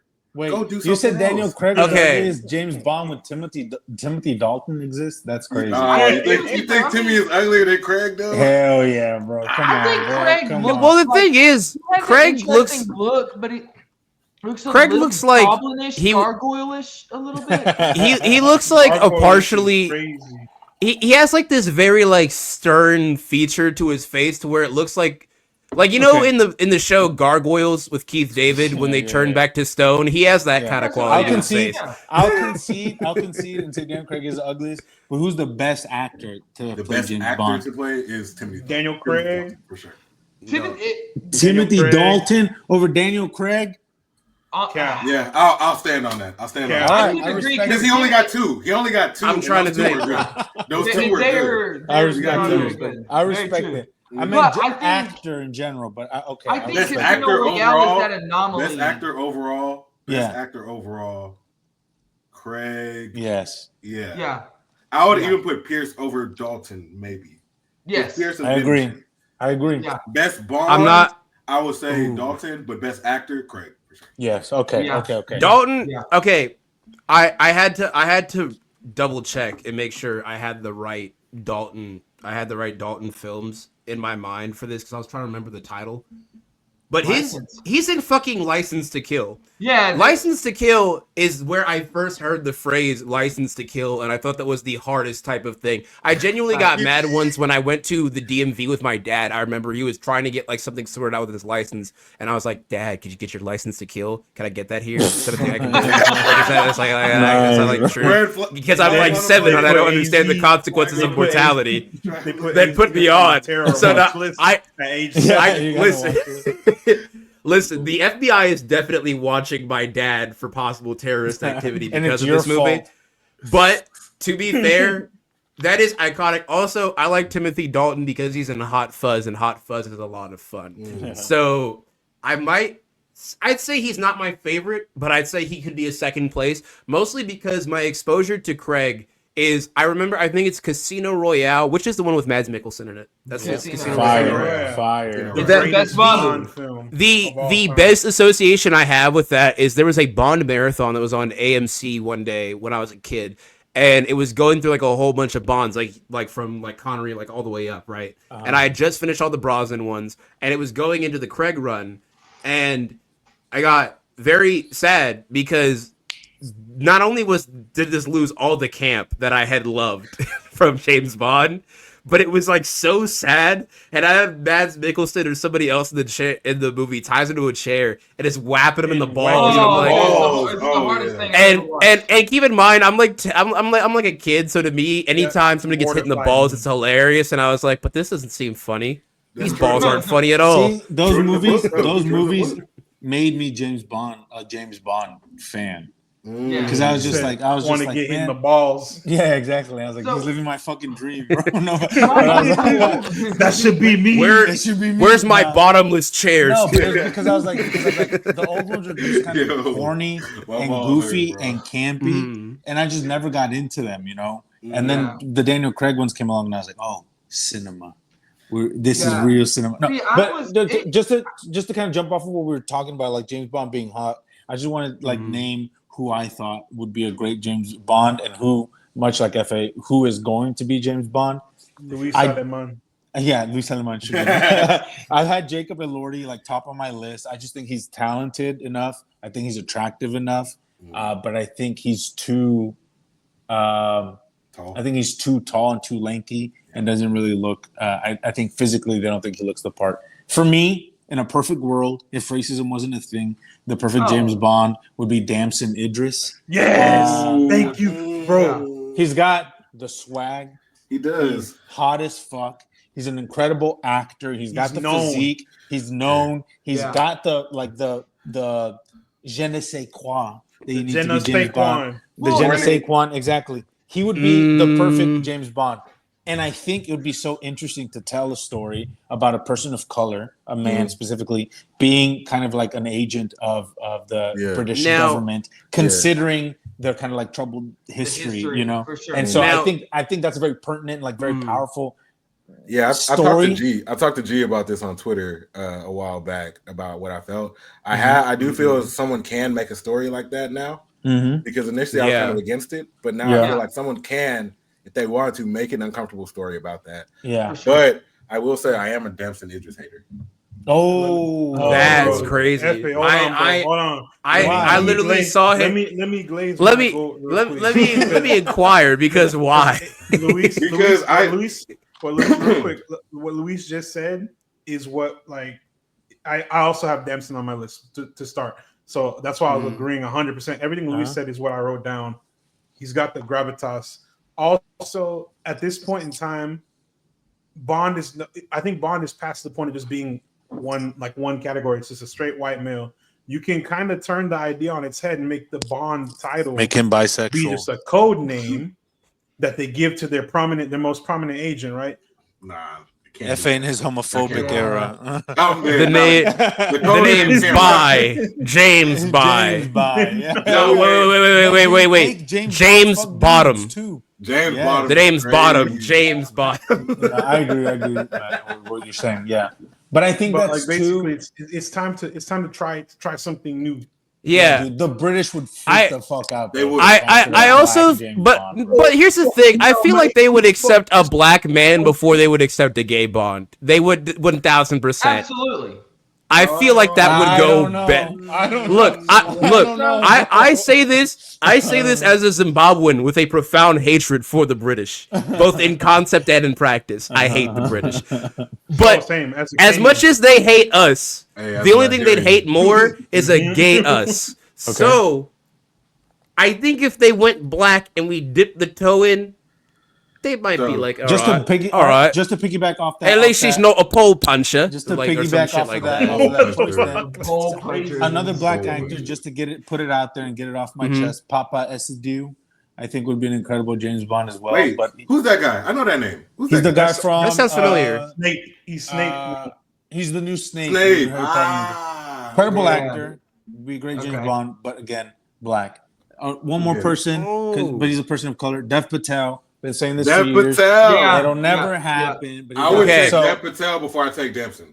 So you're a Dempson hater. I think who they're gonna pick is Aaron Taylor Johnson, but I think a safe pick would be Callum Turner, i.e. Dua Lipa's fiance. I think he looks the part. I think he's kind of like very like a traditional safe choice. And fuck it, you could get Dua Lipa to do a James Bond song and make her a fucking Bond girl. I don't want that. I don't want Dua Lipa on a Bond. No. Because then we're gonna just get Argyle part. You know how they freaked out that James Bond wasn't a brunette. True. When a blonde James Bond. Yeah, you're right. Yeah. Look. And then look up Scott Rose Marsh. The thing is, when you're dealing with a franchise who the majority of like the OG hardcore fans existed pre-civil rights era, you have to really tiptoe around like what you do for casting a Bond, right? Probably worse than a black man, according to but a ginger Bond. The that is crazy. But he tested for James Bond. But here's the thing. I think what Luis was saying about doing a story about a person of color, right? While I think Damson would be interesting, introspective, dealing with the dichotomy between him and the crown. I'm cooking. Right? Dev being of one of the most like absolutely spanked regions of descent by the British. Him as a Bond would be fucking and with any other director, right? Any other team behind this, making this type of introspective film about a person of color in a system that is inherently designed to bring them down, being essentially subservient until he's no longer needed, right, to that system, helping it and doing things in the name of Her Majesty and the Queen and country and all that, right? At the expense of, I guess, in a sense, his own people and people who look like him, right? Any other filmmaker does that, it would feel like a Vought production. It would feel performative. It would suck ass, and I would hate it. Denis made Dune. I say nothing more. Dune. That's it. I need no other fucking argument. The man has the artistic vision to be able to accomplish this. I want to hear what Graham had to say, because he's really indicative of like kind of like the general audience. So I'm really curious who he would think like would play James Bond. So one that I wish would have happened like 5-7 years ago or in his age is Idris Elba. Like if he was like 5 years younger or 10 years younger, and we did like a middle-aged Bond, I think that he would be prime, and he was like trying to do it. I think Yeah. it was like when he was on the wire, that probably would have been the best time for him. That would have been Yeah. that's Yep. the Oh, biggest yeah. fumble, Yep. and the biggest what if. Yeah, but it's And also then it's the instead thing we got that him in fucking Hobbs people when he was just being rumored as it. I'm the everyone fucking lost their- Superman. Everyone lost Black everyone Superman. lost their shit because he was a person of color, and it was Yeah. and he even came out and said he was like, They "There's even- like, it would not happen." But Didn't they even flirt with what was it, like a female Bond a couple of years ago? I mean, Oh, Lashana yeah, Lynch, yeah. They pumped Lashana it. Which- They Lynch pumped literally it. was the new Yeah. 007. She was the new 007, not James Bond. Like her Yeah. code Right. name. Yeah, Because yeah. Bond went MIA, so they had to give 007 to someone. and that shit kind of worked in that. It did work. I I thought it worked. Because it makes but- sense. Like you got to Yeah, give they could do somebody- Right. they could do a Jane Bond. Yeah. That'd be fun. They have I'd nine- watch that. They have I'm 9 intrigued. 00 agents. So when one Yeah. 00 agent dies, Yeah. they just bring in another one. Yeah. Okay, Yeah. so I think my one pick I think would be safe, and I've thought about him like recently. Austin Butler, I think, would be. He's American, Oh, Lord. Okay, No. okay, I but thought they he was- flirted with using Americans. James Right. Brolin. Yes, But no, Yes, Graham, no. I think you're right. I think he would be an incredible part of me choice. thinks his face is like a little too good, but Bond makes it fine. You know what I mean? Like he's a little too. This I mean, motherfucker's too handsome. kind of thing. Yeah, kind of. Austin No, Butler is I good, agree. though. But The I boy is think good. He's good. Like, He's good. He's- That man's good. He's and He said the villain's gonna be a white He's dude. You American. look so good. I There'll be think. controversy with that. Why you handsome, bro? I think Richard Madden would also be Thank a good you. one, like a middle. Interesting. My other pick. Yeah, I think So- Eternals low key kind of put me on to that because he's like kind of So- a serious one out of When he that was whole wearing that bunch. black But- turtleneck. He's fucking 40, here's- though. That's what I'm here's the saying. Like, thing. if we're doing middle age, Don't if we're with a doing kid. younger than Don't with a Austin kid. Butler is probably But- my. Yeah. Now here's the thing though. We've Jacob Elordi discussed is who just we want. Australian Austin Butler. Yeah. I'm never gonna be able to unsee that. That really is gonna haunt me. It's true, bro. I can't unsee that. And Just then like, Matt, what was who it- did what you was Yo, that? y'all know y'all seen Zoe 101, right? That's where I Oh, first yeah. met Austin Butler. Yeah. I met him I on thought it Hannah was Hannah Montana. It was Hannah Montana. Yeah. You know, Man, Who I'm was starting- Hannah Montana? what was Austin- it? It There was, was- they were on watching Hannah. a scary movie in the house, and he was like Yeah. her boyfriend or some shit. Oh, shit. And, Her love his That is- dad came in with a chainsaw and scared the shit out of Yeah. him. Apparently, he was on Oh Hannah my Montana god, first. that is him. He was on Yeah, Hannah Montana That's first. fucking I'm telling you. insane. Me and And Graham he was a- locked the fuck Oh, in. Okay, shit, hey, he's a background imagine- character. He's a Imagine background Charlie character in Cox Nathan's Spawn though.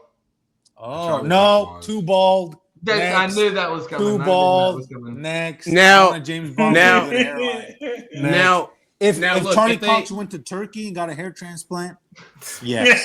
if they, But if if, they, if he's rocking that mug, no. We're Who not I'm doing kind that. of thinking that they could cast off the highest Superman. I could see them going with Nicholas David Hoult. Cornsweat. No, Nicholas. No. Nicholas Holt. Wait, I if don't we're going want every that. man, I if don't we're going want every that. man Bond, every Yes. man Bond, then maybe. Yes. No, If no. we're Yeah. going every I man- wouldn't Now- want I that, but hate it. I hate it. now here's But he's been on here's two good ass movies lately. Superman and what was the Nose Far Upper Two? Nosferatu. Nosferatu, yeah. Nosferatu. Nose Yeah. fart, No spark. Matt, nose who fart did- too, who did you have even on more there, Matt? fart. Holt is nice though. He's nice. Yeah, and that's the thing. He's a great actor. Like I think. said he- Will What about but I don't think he has that grit. I need someone that's got that grit. And Austin Butler's been dirty. You know what I mean? Like. Yeah. he's What been about, dirty. Wait for And Caught dude- Stealing. Wait for his new movie, Caught Stealing. He'll be real dirty. Now- All right, now Matt. now So who did Matt, Matt have real who do you quick? got? Just list Yeah, off Who do you Matt, have? who's your guy? All right, so We gotta talk about our villains too. two of my names have already been listed. Richard Madden, because like Graham said, Eternals. What He you looks call it? good, Bridgerton. dude. Bridgerton? Is it Bridgerton? Or something He's not on else? He's in Bridgerton. some He's on other- Game of Thrones. Game of Thrones. Game of Yeah, Thrones. yeah, Thank yeah. you. Stark. Not Bridgerton. Why did I say Rob Bridgerton? Stark. Fucking hell. Young Stark. The King of the North. What He's about got Kit the look. Harington? He's got Kid the Harington. no. Boo! Yeah. Big boo. I like Madden over Harrington. Absolutely. Yeah. Here's I want here's the an thing. actor to be James I Bond. don't think, as much as I like Kit Harington as Jon Snow, it is mostly because of, for one, the writing of Game of Thrones, at least for about 7 seasons, is really good. 6. Right? 6. Yeah, Yeah. 6. Let me Anyways, be honest, anyways, it's 6. anyways. But he's good with that, right? And it's the material that you give him. And while I do think that material does, it does get elevated well by his performance, I don't think he has leading man potential. The job. He's not a good They actor. tried to. Sucks. Yeah. No, Dog shit. I agree. case. He doesn't- You want to see the perfect I example? don't want Eternals. it. Like it's Eternals. Look at Eternals. Richard Okay. Madden and Kit That's what I'm Harington are saying. in the same film. Well, Yeah. I get Oh, it. that's true. Well, different size roles though. Way different size All right, I roles. get- watch but Pompeii. still. But- Kit Harington's He- dog shit in that. I don't. Yeah, I trust think Now- Richard Madden. I think Ew. Okay. Richard Okay. Madden All right, being who was the great. other one, Matt? Wait, who? You had Now, Matt, I who's your have, other one? I have several. Okay. Let me just run through these real quick. You already Yeah. said Damson because, like Yeah. you said, I agree 100%. He's got the I'll get swag, into he's got the Damson look. after you finish, though. I'll get into what. But also in that same on that same wavelength, I said Daniel Kaluuya because I like Daniel. Too ugly. I don't think he's. I think Too he's a good schmuggly. actor. Too schmuggly. yeah, But he's I still- was about to say like Great, they're gonna though. they won't let him go. They won't let it happen because they That they cult like that he's Yeah. in, and because of Yeah. that cult, I'm they don't like dead. black people. Or that too. his overlord won't sign off. Daniel Kaluuya, if you ask women, they'll tell you Daniel Kaluuya is sexy. He looks sexy from an angle. Like, he's that type of dude. Yeah, you got Look, Yo, Look, he hey. is. you gotta Who the you fuck gotta am I like to If you speak want- on, big side great shot. actor, great actor. Mm. But Yeah. Damson Idris is hotter. That's yeah. true. That's true. And I'll say, guys, this is my thing with Damson Idris. So he comes from a He class. beefing. He comes from a class of black actors from Oh. England, right? Mhm. They call themselves the DSS, right? Dark Skin Society. Oh, That lineup has him, Daniel Kaluuya, John Boyega, and Letitia Wright, right? All four of them are classmates. They were in the same class at their school. IDSA, Identity School of Acting, which I Mhm. attended. Okay, I see. Anyway, So anyway. I always When I feel the attended- need to mention when I look at them and I look at Damson, I'm DSS, like, baby. you're not even. You're He's not not top even- three. Wait a minute. Hey, hold on. No, you're right. He's not top 3 in the 4-person group. Yeah, he's not top 3 in the 4-person. Yeah. I mean, but What's have the you best seen thing? Snowfall though? John Boyega's his got only banger. You can't have one banger. You can't have one F1. banger. Snowfall. baby. All right, look, he's F1. got Snowfall, big F1. F1. F1. I just That's think he it, hasn't that's honestly been it. enough Right. stuff. He hasn't been in enough stuff for me to say he's up He was there, in but like, Swarm. Dude, John's He was in Swarm. incredible He was in like good he was in stuff. Beyond the Wire. He was in Black Mirror. He's been in stuff. He just don't be hitting like John Boyega or Daniel Kaluuya. Yeah. but okay. Well, also John Boyega is in one of my least favorite movies of all time, which is Pacific Rim 2, and I fucking hate that movie. dog shit. It's cool. Where he's what, So baby bad. Pentecost or some shit. I Yeah. fucking hate him. I fucking hate him in that movie I- so much. I remember hate that movie. Fair. Luis, I get what Luis you're saying. Gerardo and I came back from the concert, turned to put that movie on, completely forgot it was on, and went to sleep. Forgot so the bad. movie was- It's I think so we bad. started having a conversation and then we went to sleep. We just Fuck that passed movie. right out. Nah, Look. Damson. I fuck with Damson in Snowfall. I do, but I Mm. think because of Snowfall, people are saying shit like "make him Black Panther," and it's like That's He's right. Make essentially- me Black Panther. Essentially. put Matt in that motherfucker before you put Damson. Dead ass. Because, bro, Damson only has like he just knows how to do that accent that he got from Denzel Washington. Yeah. He was in Swarm, supposed to be a Houston nigga. He's still using that same bullshit. Oh, he's from He Houston. still does sound Yeah. faintly. Yeah, that's a good point. That's so funny. Now He's young. I He's kn- young. I have Bond. He would be using an accent much more comfortable, much more natural to him than Sound like him in one F1. from Houston. You know, so Mhm. he's playing a British guy at least. But are you willing to give that to him off of Yes. Snowfall and F1? Now- You're willing to give Yes. him the keys to Bond. Yeah, I say trust. here, I And say, Damson, I let's do trust. this.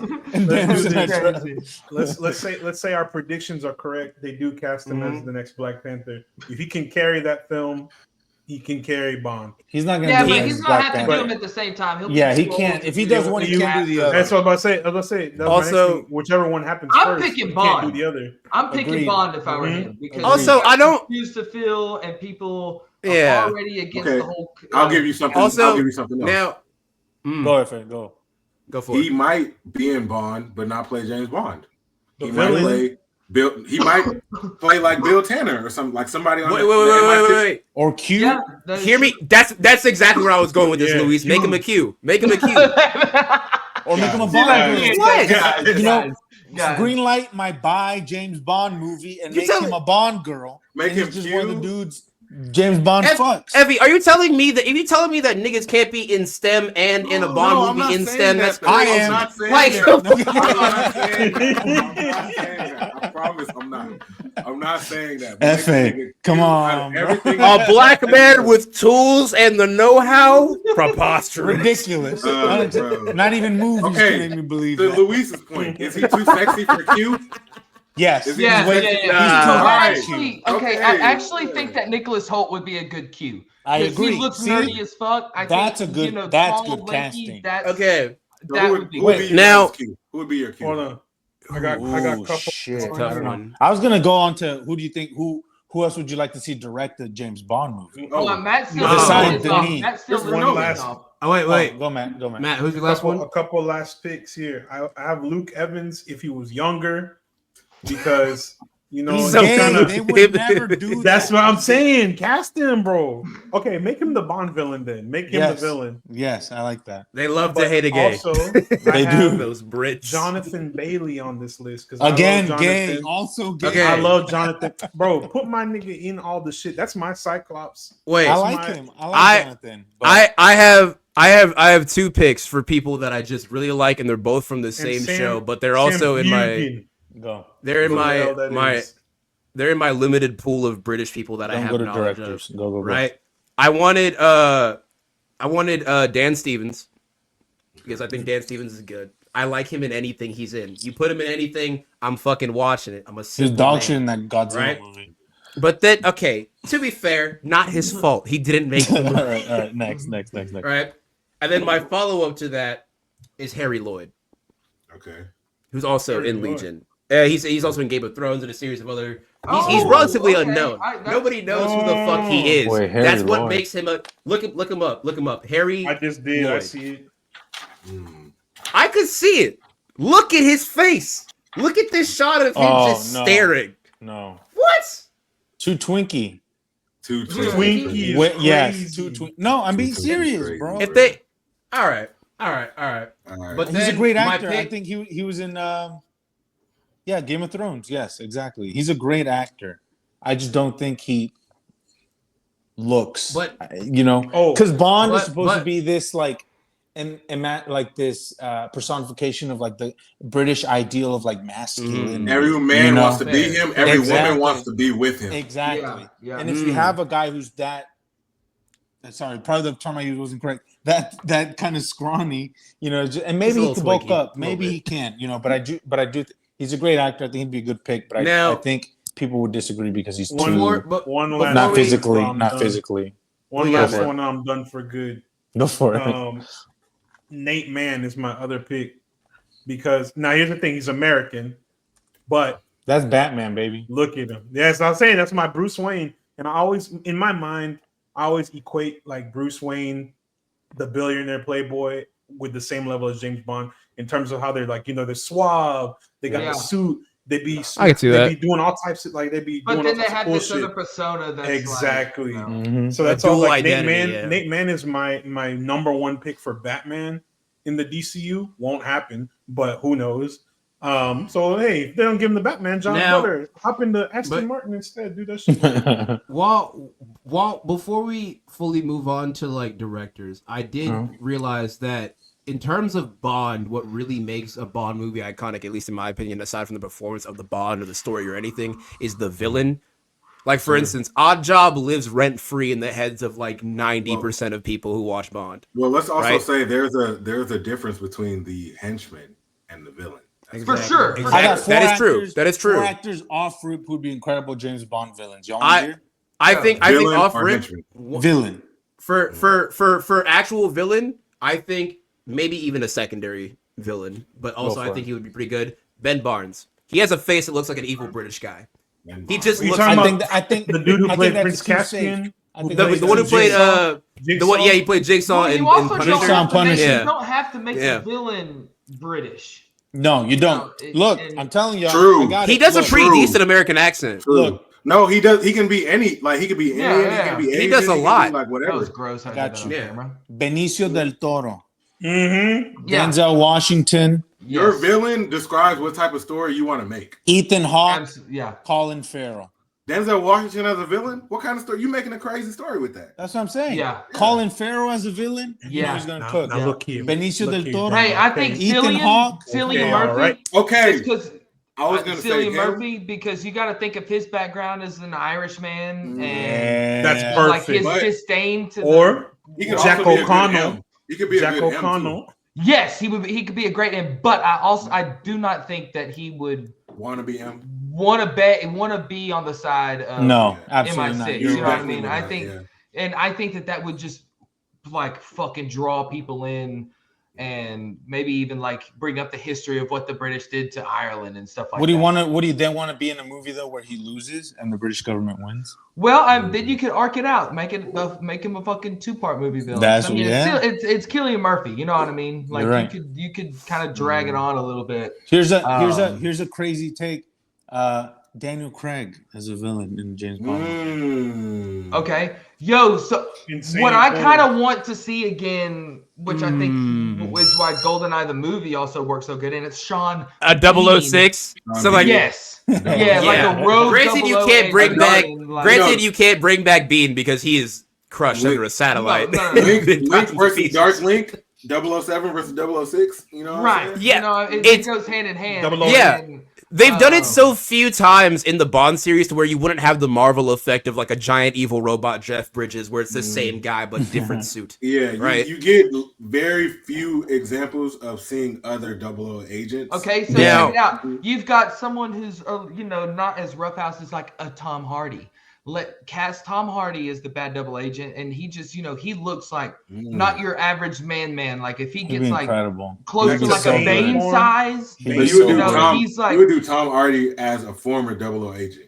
yes. Or But he's gonna do that Rogue. little- Yes, because he's a little bit weak-ass older. Like accent. make him a little bit older than the 007, who is kind of in his younger, and he has to go up against someone who maybe at some point carries Now- the mantle of 007. I like that, Graham. He And takes him did- under and his did- wing and then So- he but he's turns like on him. but say he's like a Punisher to the Daredevil for a little bit, like, or what Punisher could be to Spider-Man, and like Agamon to be more menacing, and then he's the 007, whoever is cast at is like realizing, oh, this is why Now- you can't carry this mantle, and why you've been almost like rogued out, Jeff Bezos, excommunicated. Yeah, hire us, motherfucker. I think it's just because I really like him in anything that he's in, but I feel like Coleman Domingo would be a fun Bond villain. Ooh. That- He yeah, has that yeah, flamboyance and that yeah. suave. I like what I'm seeing. Oh from my you guys. God. Okay. Yep. That Yep. sounds incredible. Coleman I'm just would be hearing his incredible. voice. Like his voice work in the most recent thing I've seen him in was in Friendly Neighborhood Spider-Man. He's the voice of Norman Osborn, but that Yeah, he's great. flamboyant He's gravitas that latent menace he gives to that. Yeah. Coleman, for that's sure. a great pull. I You know think, who I want? The top I did Bond think villain? Hefe had a good point though with the henchman. The henchman is on another level. It See, makes before- the movie. Before we jump on the henchman, Mm-hmm. I just want to soft launch my number one pick for the Bond villain, I'll go who is for it. also my number one pick for Magneto, the one and only Jason Isaacs. Jason Isaacs. Please. Yeah, yeah. Please. I'll blow your mind with my pick for who I think should be a villain. Right? if it's for it. Jamon Hansu, that's a correct answer. Yes. Okay, good answer, but no. Yo, What it's I would- over for you, Mr. Bond. What I would do African villain, is, bro. Hell yeah. so there's only been one time where the villain was a woman. Right. I was And already. that I had was in I had one. The of my World lists. Was Not Enough, right? Yeah. So boom. Yeah. If I could pick someone to be a villain, I would. If either it's who I pick- think it is. Who you picking? Nah, man. I'm either gonna pick Sophie Turner or Lena Higley from Game of Okay, Thrones. Olivia Hard Colman. pass on On Sophie Olivia Sophie, Turner. yeah. Hard pass on Sophie. I'll take Lena. I'll Okay. say Lena's my first choice. I only say Sophie because she's younger, but Mm-hmm. I say Lena because then you could do like a diplomat story or something like that. You could do an Octopussy-like story where she's actually Yes. the villain Yeah. for real. Yes. You know what I mean? I'll do you Sleeper, one better. I'll do you sleeper one better. fucking more. Lupita Nyong'o or Marissa Abella. Bro, y'all are tripping. Why am I Olivia- blanking on her name? Olivia What's Paul's mom in Cook. Dune? Paul's Um, mom and Dune. What is her? what's her that name? actress's Rebecca Uh, It Ferguson. escapes me. Rebecca Rebecca Ferguson. Ferguson. Rebecca Ferguson. That's a good What one. about now? If they But went I can for see like, her more as if like they the wanted, leader of an organization, like if somehow they make her like the head of Spectre if they do a Spectre storyline in this. She's Blofeld. If they wanted to go for a female Bond villain and they wanted to go a little bit older, mostly just because I consider her to be top 5 on my list of fallback wives. Don't say Salma Hayek. I feel like they'd be well, for me, I feel like if you're gonna make a villain, serious. You're gonna make her a villain. She either has to be like really sexy or she has to be a MILF. But if they go exactly, why not both? But if they want to go for like an iconic henchwoman, right, or like an iconic henchman, I feel like my favorite type, my favorite types of henchmen in Bond films are weird little freaks, like that one from I think he's in the Brosnan film where his teeth are diamonds or some weird shit. Jaws, baby. Yeah. Jaws is in the Roger Moore. Yeah. There's Jaws, and there's who's the guy? I think it's like something in him is made of diamonds or some. Yeah, no, that's from Die Another Day. He has diamonds in his and then you have Oddjob, whose hat's basically just Kung Lao, right? Like there's right. Yep. But you have these weird little freaks, and I figure a weird little actress you could get to play a pretty decent weird little freak, and you would have a better version of her Mission Impossible character, Palm Clementif. Yep. Bro, I thought you were about to say like Peter Dinklage or something like that. No, that would be a literal little guy. He's like punching Bond in the ankles. Bro, they did that. They did that before though. Dude, he would be a great villain in a. He would be a fun villain though. I would. Ooh, yeah. Because in spite of his, he'd have to be the main villain though. He has the gravitas to where I feel like if you made him like one of those like classic God, who's that Bond villain that's literally just he's like the parody, the real version of like Dr. Evil from fucking Austin. Man with the Golden Gun or Dr. Hugo Strange. I think it's Dr. No I'm thinking of, but the one that just sits in the chair and he pets the cat is like, yes, Mr. Bond. Blofeld. Yeah. I figure with Dinklage you could get like a version of him, make him like some kind of like decrepit fucking like scientist guy in a chair. Henchman, so he's like a henchman who would be a lot of fun. I don't know if this movie would be good or if it would work. Jason Statham. Oh, fuck. Honestly, he kind of would be. He would be funny. He'd be hilarious. Yo, it would be. He would have some crazy one-liners. Yeah. And then like the action scene, like, bro, give me a car scene. Look of him chasing Aston Martin. If we have him in a sequence like that, it's Jason fucking Statham. If we get our sheeple Bond, right? Our sheeple pick, which is Aaron Taylor Johnson, then fine. Fucking throw Statham. Statham would work in that one. But if we're going for a Denis caliber Bond, I don't want to see that shit. Keep it away from me. I don't. He can stay with Vin Diesel and them have fun over there. But we're doing big boy stuff here. I think the actor who played Jaime Lannister would also be Nikolai Coster-Waldau. Yeah, he would be a great villain. I think because I need him. He would be a great Doom too. But I was just about to say he was my number one pick. He was my number one. That's why he's our number one pick for a long time. I was either him or Mads Mikkelsen. Him or Mads. Those are the top two that we were like. Great dudes. Mads Mikkelsen just has an evil Romanian face. I don't know how to describe it, but he just looks evil and Eastern European.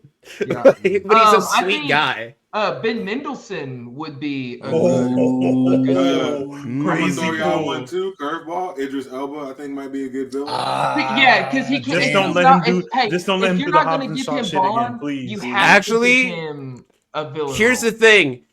Or make him M. No, who would be a good M? Riz Ahmed. Hell yeah. That's not bad. Okay. But to hit on that plot idea.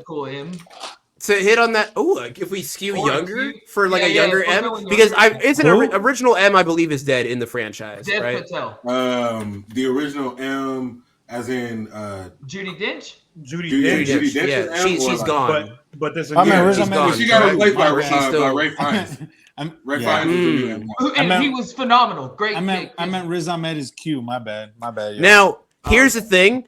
To hit on what we said earlier about bringing back the plot point of what we did in GoldenEye with the evil 00 agent, right? Because the 00 system, I'm assuming, starts at 1, or maybe, I don't know, fucking it goes to 0, right? But 0.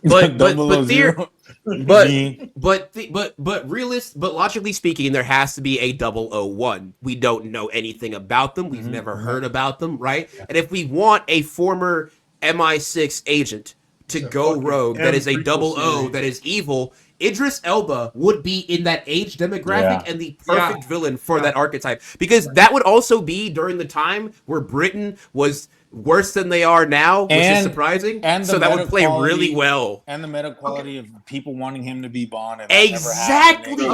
Exactly my point. Nicholas Holt Superman. What if we do exactly because that's how story with when you do a 001, but he actually winds up being M. Like he goes through his time as a Bond, the Navy, all this shit, and now he's like running. He's running. It should be a good M too. And that's why I'm thinking like if you hit with the former double. Okay, so fuck it. If we put Idris as M, right, and we swap out Rafe. Yep. Villain Jamon Hansu, make him a former 00 agent. Everyone's black except James Bond. Exactly my point. Nyong'o Bond girl. I want white people to look at this movie as a meal and they gotta eat around the black part, but it's just like one corner of the plate. I want them to choke on it. Bro said 00 reparations. What? Live and Let Die was literally that, where the villain was black. It's my favorite Roger Moore movie. It's my favorite. Baron Live and Let Die was that. That shit used to freak me out. The Beatles. But if you take song, if you take that idea of like a former 00 agent, I feel like that would work really, really well. Yeah. So how about this, right? MI6, right? They deal with international crimes, international issues to Britain. MI7, they deal with domestic stuff.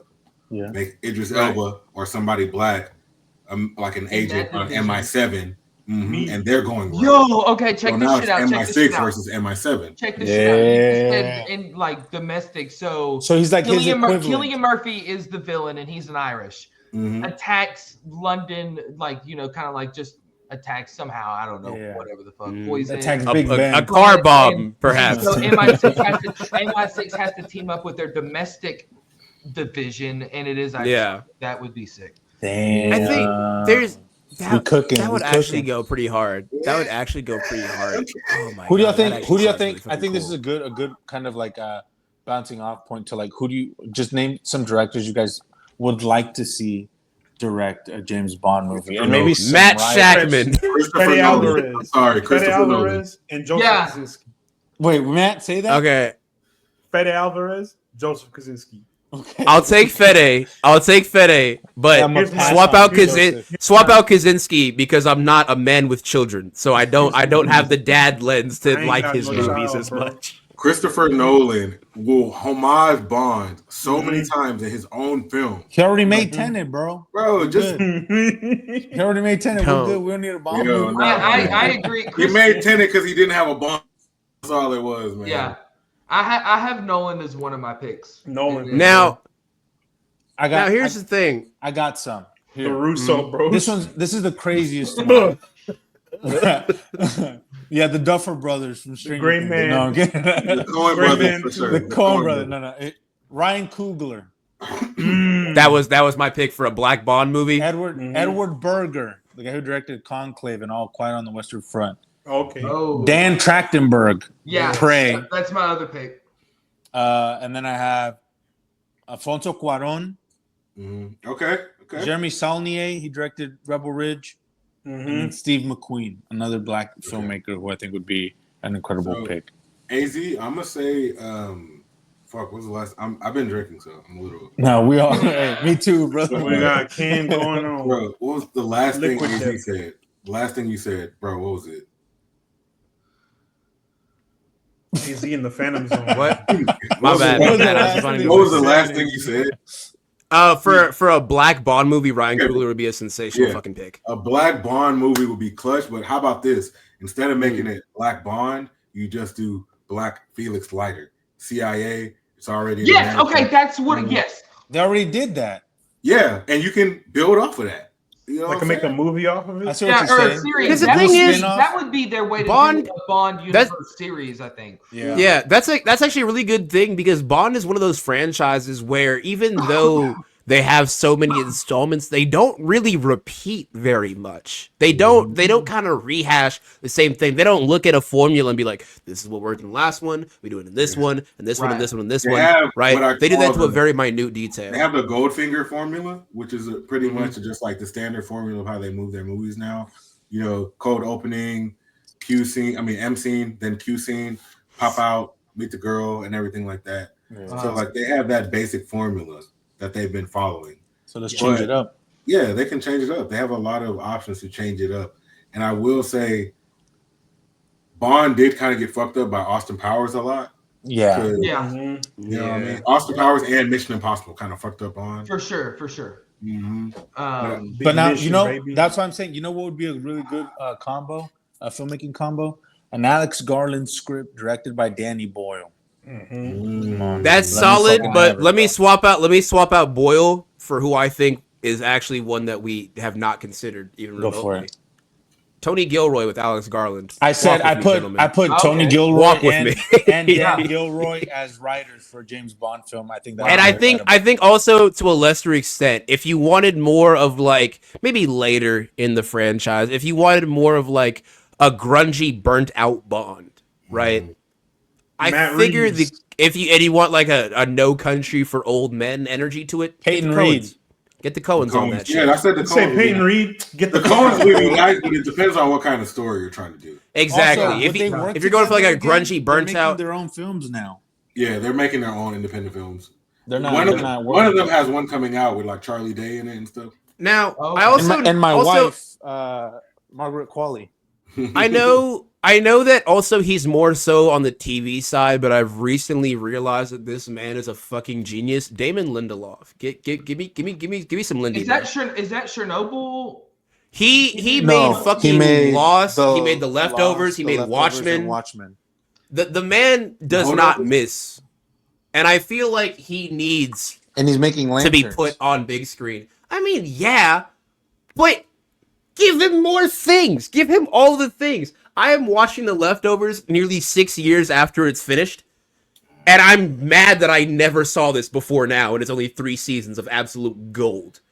Right? I see why Lost is so critically acclaimed and went on for so long. I see why Watchmen is so amazing, because he's really good at making you care about characters even when you hate them.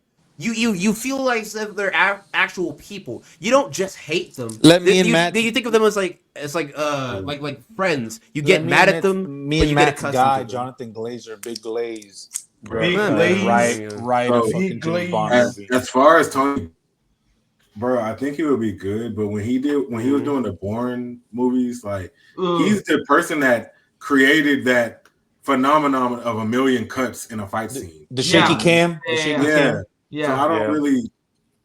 I agree. I want to let him write shot. it. Let somebody else direct it. I'm cool with that. That's the formula. So did Craig Mazin direct and write Chernobyl? Yeah, I think he did. Writer. Mm-hmm. He wrote Chernobyl. I think if you gave the keys to Gilroy, right, and you brought it back to like, you know how the early Bourne films are more focused on like the government and espionage, right, and with less pulp. I figured that would help inject more of that grit back into Bond. And then you have Garland, a man who, if you hand him a pen and paper, he will give you a work to rival the Bible. So I think, honestly, that is my ideal duo for a Bond movie. However, more entertaining. That only second to Denis. You put any one of those two people though as a co-writer with Denis, Denis is the greatest get that they could have possibly. 1000%. I don't know who else. But I think Denis makes more visually Interstellar, but like, you know, I agree. Visually stunning. That shit just hits, you know. And I mean, Chris Nolan has done that for sure. Oh yeah, he's a better filmmaker than Christopher Nolan. I stand by that 1000% because the work that he does. I recently rewatched Blade Runner 2049 and seeing the scope of what he does with that cityscape. Incredible. Majestic. Sicario. The scale of Sicario is also good. Sicario is also great. Okay, who would compose this new movie? Okay. Hans Now- Zimmer. Literally, Now- Hans Zimmer. Yeah, it's got Hans- Hans. It's No, got no, Hans Zimmer. They're giving Hans it to Zimmer Hans is- Zimmer. They're giving it to him. Hans Michael Hans Zimmer Giacchino. But Hans- Giacchino is look. He's Mission Giacchino's Impossible. good. My third place pick is what is that fucking Ludwig. Norwegian Ludwig bastard? Oh, Ludwig yeah, Göransson. That's my third place Ludwig. pick. Ludwig He's my third place pick. I like his sound. Sleeper, Dude, we've got three sleeper composers. pick. That's what's kind of Sleeper- crazy. Like, there's 3 composers out right now that all 3 have their own different styles and they bang. So And they're all like Hans- standard. My They're Watched. sleeper pick. Hans, Sleeper Ludwig, pick would be, and like look at sleeper their pick names, would bro. be- Hans, Sleeper pick. Ludwig, and what's the other dude? Michael. Michael. Michael. Michael. Mikael. No, Mikael. Hun, Okay. what's his name? My sleeper pick would be Henry Jackman because he did Captain America: The Winter Soldier, and X-Men Okay. First Class. Both of those are two of the out of all the superhero Those are good. They're Those are up good. there. scores. top Those are two of the 5 probably. best ones Mhm. that I've Yeah. heard. And Henry's got an elite pen. Alan Silvestri, I mean, he's everywhere with all the Marvel stuff, and he did Princess Diary. So I don't know. He's a good composer, Now- but everybody else is like heavy hitters. So, but A Henry good Jackman composer, definitely up there.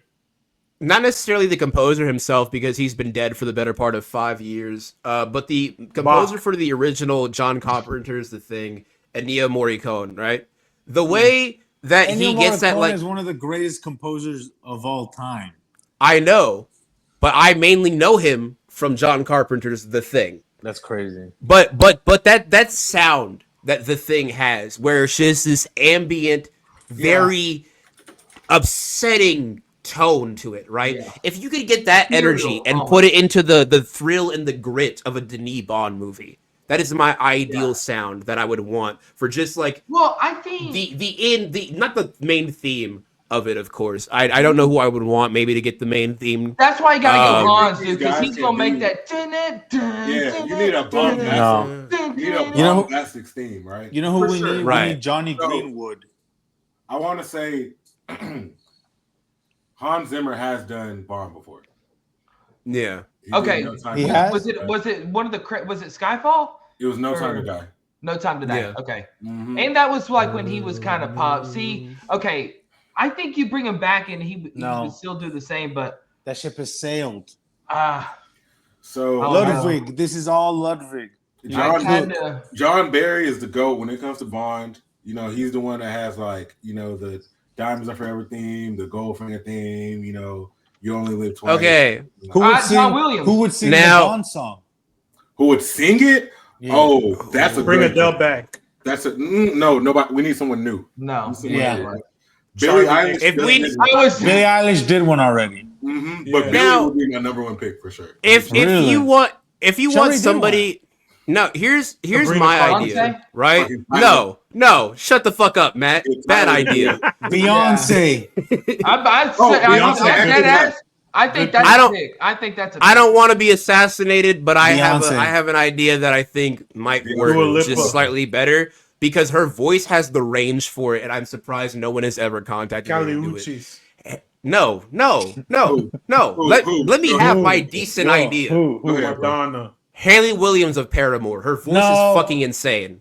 No. 10 years ago, no, maybe. No. The range that she has in her voice when she Yes, does fine. other types of music is fucking insane. Yeah, I mean she's great. You could get that Adele quality voice, but still relate to more of like the newer crowd. I listen. I live, eat, breathe, and sleep knowledge of Don't get Haley Williams' Shanae career to a Aiko. possibly unhealthy degree, Bro, right? y'all But I so think she fucking could do pretty Asian. good. But it I'm was gonna, tell you Amazon. what I'm gonna tell you what the worst Ella gets Mai. out on someone who should have done a James Bond while they were alive is Prince. That would be my Yeah. dream Prince would have Bond been song sick, right bro. there. That would have been incredible. If Are you kidding me? if you get something Chris like Cornell's good for Craig. the Bro, version Chris of Cornell's Uh-huh. The version of, he's as great as hell. You're fucking what's Frank it called? That shit Oh, fire. Frank. Actually, wait, hold on. Oh, no, he's right. I can't think of a better one than If that. they get Frank Frank Ocean, Ocean that would be coming crazy. out of retirement from But the he would- top rope to Frank do Ocean a would be the greatest. Look, pick to look. make. Who? Yeah. Frank Him? Ocean? Yeah. Yeah. Frank Ocean is the best get Do you realize how many new James Bond fans they would get solely off of the fact that Frank Ocean is the Pennywise of music? He disappears for 7 years, fucks shit up, and then goes away If again. they're gonna do that, then it's He's Taylor Swift. amazing. They get who? Graham? Not Taylor Swift. No, It's it wouldn't gonna be be Taylor Taylor Swift. Oh, It wouldn't be Taylor Swift. I Now- guarantee you, they've reached out to Taylor Swift to do I a would- fucking bet Bond you- song. I bet A you- And I decent, guarantee you, Sam Smith. They've used Adele. They've used Billie Eilish. Have they used now No, right? Lord Who? would low key. Lord would be a good one. a decent pick, I Cardi feel like, but they MCA. probably won't. No, I love her, but no. I mean, But she don't seem so I freaky feel like I feel like a decent pick for a Bond song, like at least vocal wise. They probably wouldn't use him because he doesn't have as much presence as he used to. But John Legend, I think, would be a pretty good pick for a Bond song. Yeah. Wash. I think that's pretty nice. Wash. Hey, That sounds now pretty let- good. let John- Louise, yay. But if I had to pick a female vocalist, I would probably pick Alicia Keys. I would love that so Oh, much. you aren't thinking. I thinking think she's contemporary done one enough. before. I think she's done one before. Has she? To my knowledge, she hasn't. Bring, I think she did Quantum. let Pharrell produce it. Justin Timberlake sing it. I No, think she y'all did. are missing. Y'all are missing the most obvious answer. What's that? Taylor Swift. Chaperone. Chaperone, yeah. Oh, shoot. That actually is the obvious answer. No, That's the a obvious very answer. contemporary pick. It would get butts and seats. That has enough It of a would. stand following. I could see that. It's a very I'm not fourth saying it would quadrant. be yeah. good. Okay. I So love her. Alicia Keys and the White Stripes did Another Way to Die for Quantum of Solace. Okay. yeah. Damn. It was Mm. actually The White kind of Stripes. garbage. It was kind of Yeah, that was the word. That's But Stuff that's thing. with That was the the white worst movie. stripes. Why that pairing is Chris gross Cornell did already. the Well, Casino that's Royale Alicia Keys' song. fault, to be honest. Not gonna lie. Yeah, you can't. That nothing is ever the White Stripes fight. I'm It fault. says I'm they telling you that wanted right to work now. together for 2 years. They have Seven Nation Army and nothing else. I hate that. Oh, White wait a Nothing else. fucking second. Oh my god. Wait, easy. Nine Inch The White Nails. Stripes- Wait, the White Stripes. Yo, a Trent Reznor. Nine Inch Reznor? Nails on a Bond Reznor was soundtrack. good. No. Dude, hey, No. hold on. Well, why Trent don't we Reznor just on get this Linkin new Park to do Tron. it? Damn. Trent Reznor. Linkin Park. Yeah, with that. Dude, and Zionist Michael- that's- hey, and Michael that new Baker. Zionist as the head of And the in band. the end, Yeah, Michael doesn't Baker, even X James Bond, matter. Linkin Park. I tried so hard and got so why far. am playing? That would be crazy In though. the end. Hell yeah. It fades out and he's like, what up? James Bond is lying on the ground and we think he's dead and we just see. And then cut to black. I tried so hard. He doesn't Bond do will any. return. Also, he doesn't do anything now, but I feel like he would be a pretty fun pick. Is if you got James Blunt. What's he doing? Okay, this What is the kind fuck? of a, Hell this no. is kind of a pull. Hosier would be Oh, Hosier? Yeah. That's Hosier. a good one. Hosier. He'd be a good pick. Yeah, I don't know what the Post, yeah. That's my twin. Megan the Stallion and Cardi B. Yeah, so bringing it. Yes. Who would be AZ. who would be your Bond girl? Who would be you guys' Bond girl? Easy. I already got this list. Kiki Palmer. No. Margaret Too funny. Qualley. Margaret Too funny. Qualley. She I would got get you. killed. She's You too know funny. the- She would get killed in the movie. You know the answer? Margaret Qualley. Daisy Edgar Jones. Yeah. Ooh, yep. Yep. Eh. I've don't seen really- Twisters. Taylor Russell. The from chick Bones and from Nosferatu. Lily Rose Depp. It has to Yeah. be like a contemporary. So she can make that weird ass face too. Vanessa Kirby. Listen, It has to be a contemporary bombshell underneath the age of 25 or 26. Damn. then that X's out Margaret Qualley because she's 30, but she could pass for any age, honestly, 25, at this that's point. Yeah, Tough. Bond. Oh, Bond fucks 25 is really skewing The it. chick from Glass Onion. young- Bond fucks young bitches. The chick from That's true. Outer Banks. He's a What's her DiCaprio. name? Madeline Klein. Madeline Klein. See, I It's don't crazy know. how Zendaya is too old to be a Bond girl now. Yeah. I would have picked Vanessa Kirby or Taylor Russell, but they're way too old. Vanessa Kirby might pick for nah, she anything. can't act. I almost had to pick, but I remember Who can't she's act? not that Who? good. He was gonna say I was Dakota I was Johnson. gonna say Lily Rose Depp, but she's not that good. Oh yeah, She's good in no. Nosferatu. Yeah, I think I thought She was in Nosferatu, but that's like I don't know if I would want. that's her. the Well, movie around. as a her. Bond girl, you need two Bond girls: the one that gets killed and the one that makes it to the end of the movie. So Oh, we can kill Lily Rose Depp. That's fine. in the movie, I legally I'm referring to in the movie. I must preface that as much as That's possible. hard. That's tough. Yeah, because I don't know. Olivia Cook from House of the Dragon. Yeah. Oh, the chick playing Supergirl. Millie Alcott. Now, okay, she is contemporary because she's exactly 25. Kiernan Shipka. No, That's the best I got. she's I have too, nothing else. Like American and too like We got her sprinkled through too many projects, bro. unrealistic. Yeah, she's too like not Believable. box office enough. You know what I'm saying? Bro, I'm looking. She's too at this Netflix now. movie. If you She's want- too Netflix movie. So the If you wanna make one of Bond his- Girl in Quantum was 33, so we'll give some leverage. We'll give Okay. some leverage. All right. So in that case, yeah, Margaret Qualley's my number one pick. Yes. That's a good one. Yeah. I genuinely cannot think of anybody who's better than that. Because after seeing How old is her in Adriana The Substance, Portman? oof. It don't matter, Caster. Yeah. Wait a minute. Put her in there. What are right we now. fucking Florence doing? Pugh. How old is Right it? now. What did I say? Isabella though? Merced. Get Tyler. Isabella Merced. Get She's Tyler. right there. Oh, Tyler F.A. That's crazy. The Tyler's- singer, We be motherfuckers be gooning in them seats, bro. James If they Gould. put No, that's James dangerous. If they- That's a if they dangerous put- game, putting Tyler if in they that put position. what's her name? If they put Isabella Merced, I think that'd be good. Thames. No, she doesn't have the Thames. gravitas. Put, Thames would let be Thames, great for a black one. let for Thames do the theme song too, please. Tyler is crazy. That's Inshallah. the Thames pick. on the theme song. I could actually see Tyler doing a theme song before Thames. That makes Yeah, I agree. sense. Tyler Yeah. featuring Thames, have both of them on it. Yes, do it for me. Like one way or Thames. another, I'm getting my black Bond. One way, even if I gotta drip feed it to these British bastards, I'm getting You it. would really have Damson as your black Bond? Huh? Yes. With Damson, the Thames, goat. with Thames and Idris, Thames and Tyler with the theme song, And then Yeah. Idris is M. as the Idris M. as M.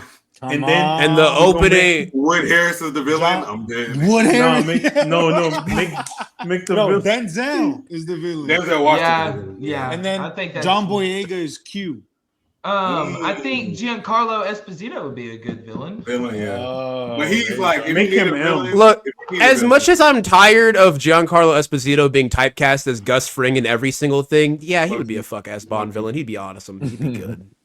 He's just this God's perfect actor ass motherfucker, dude. Just to give make him a everything. bisexual Bond, we could have a better, a larger plethora of picks But- for Bond girls. Legitimately, Oh, I think a good oh. duo in my ideal Bond for a good duo villain is you have Coleman Domingo and Jamon Hansu as the main villains, like a dual villain situation. That's too black. So They you wouldn't- mentioned Oh. hench people, right? Dude, Uh-huh. they've made black people the enemy for over 150 years of British history. They can do it for 40 minutes of a movie. They'll be fine. It's longer than that. I Bro. want to just. I'm throw being out my courteous. favorite- I want to throw out my favorite henchman, right? Uh-huh. Jaws is my number one. Yes.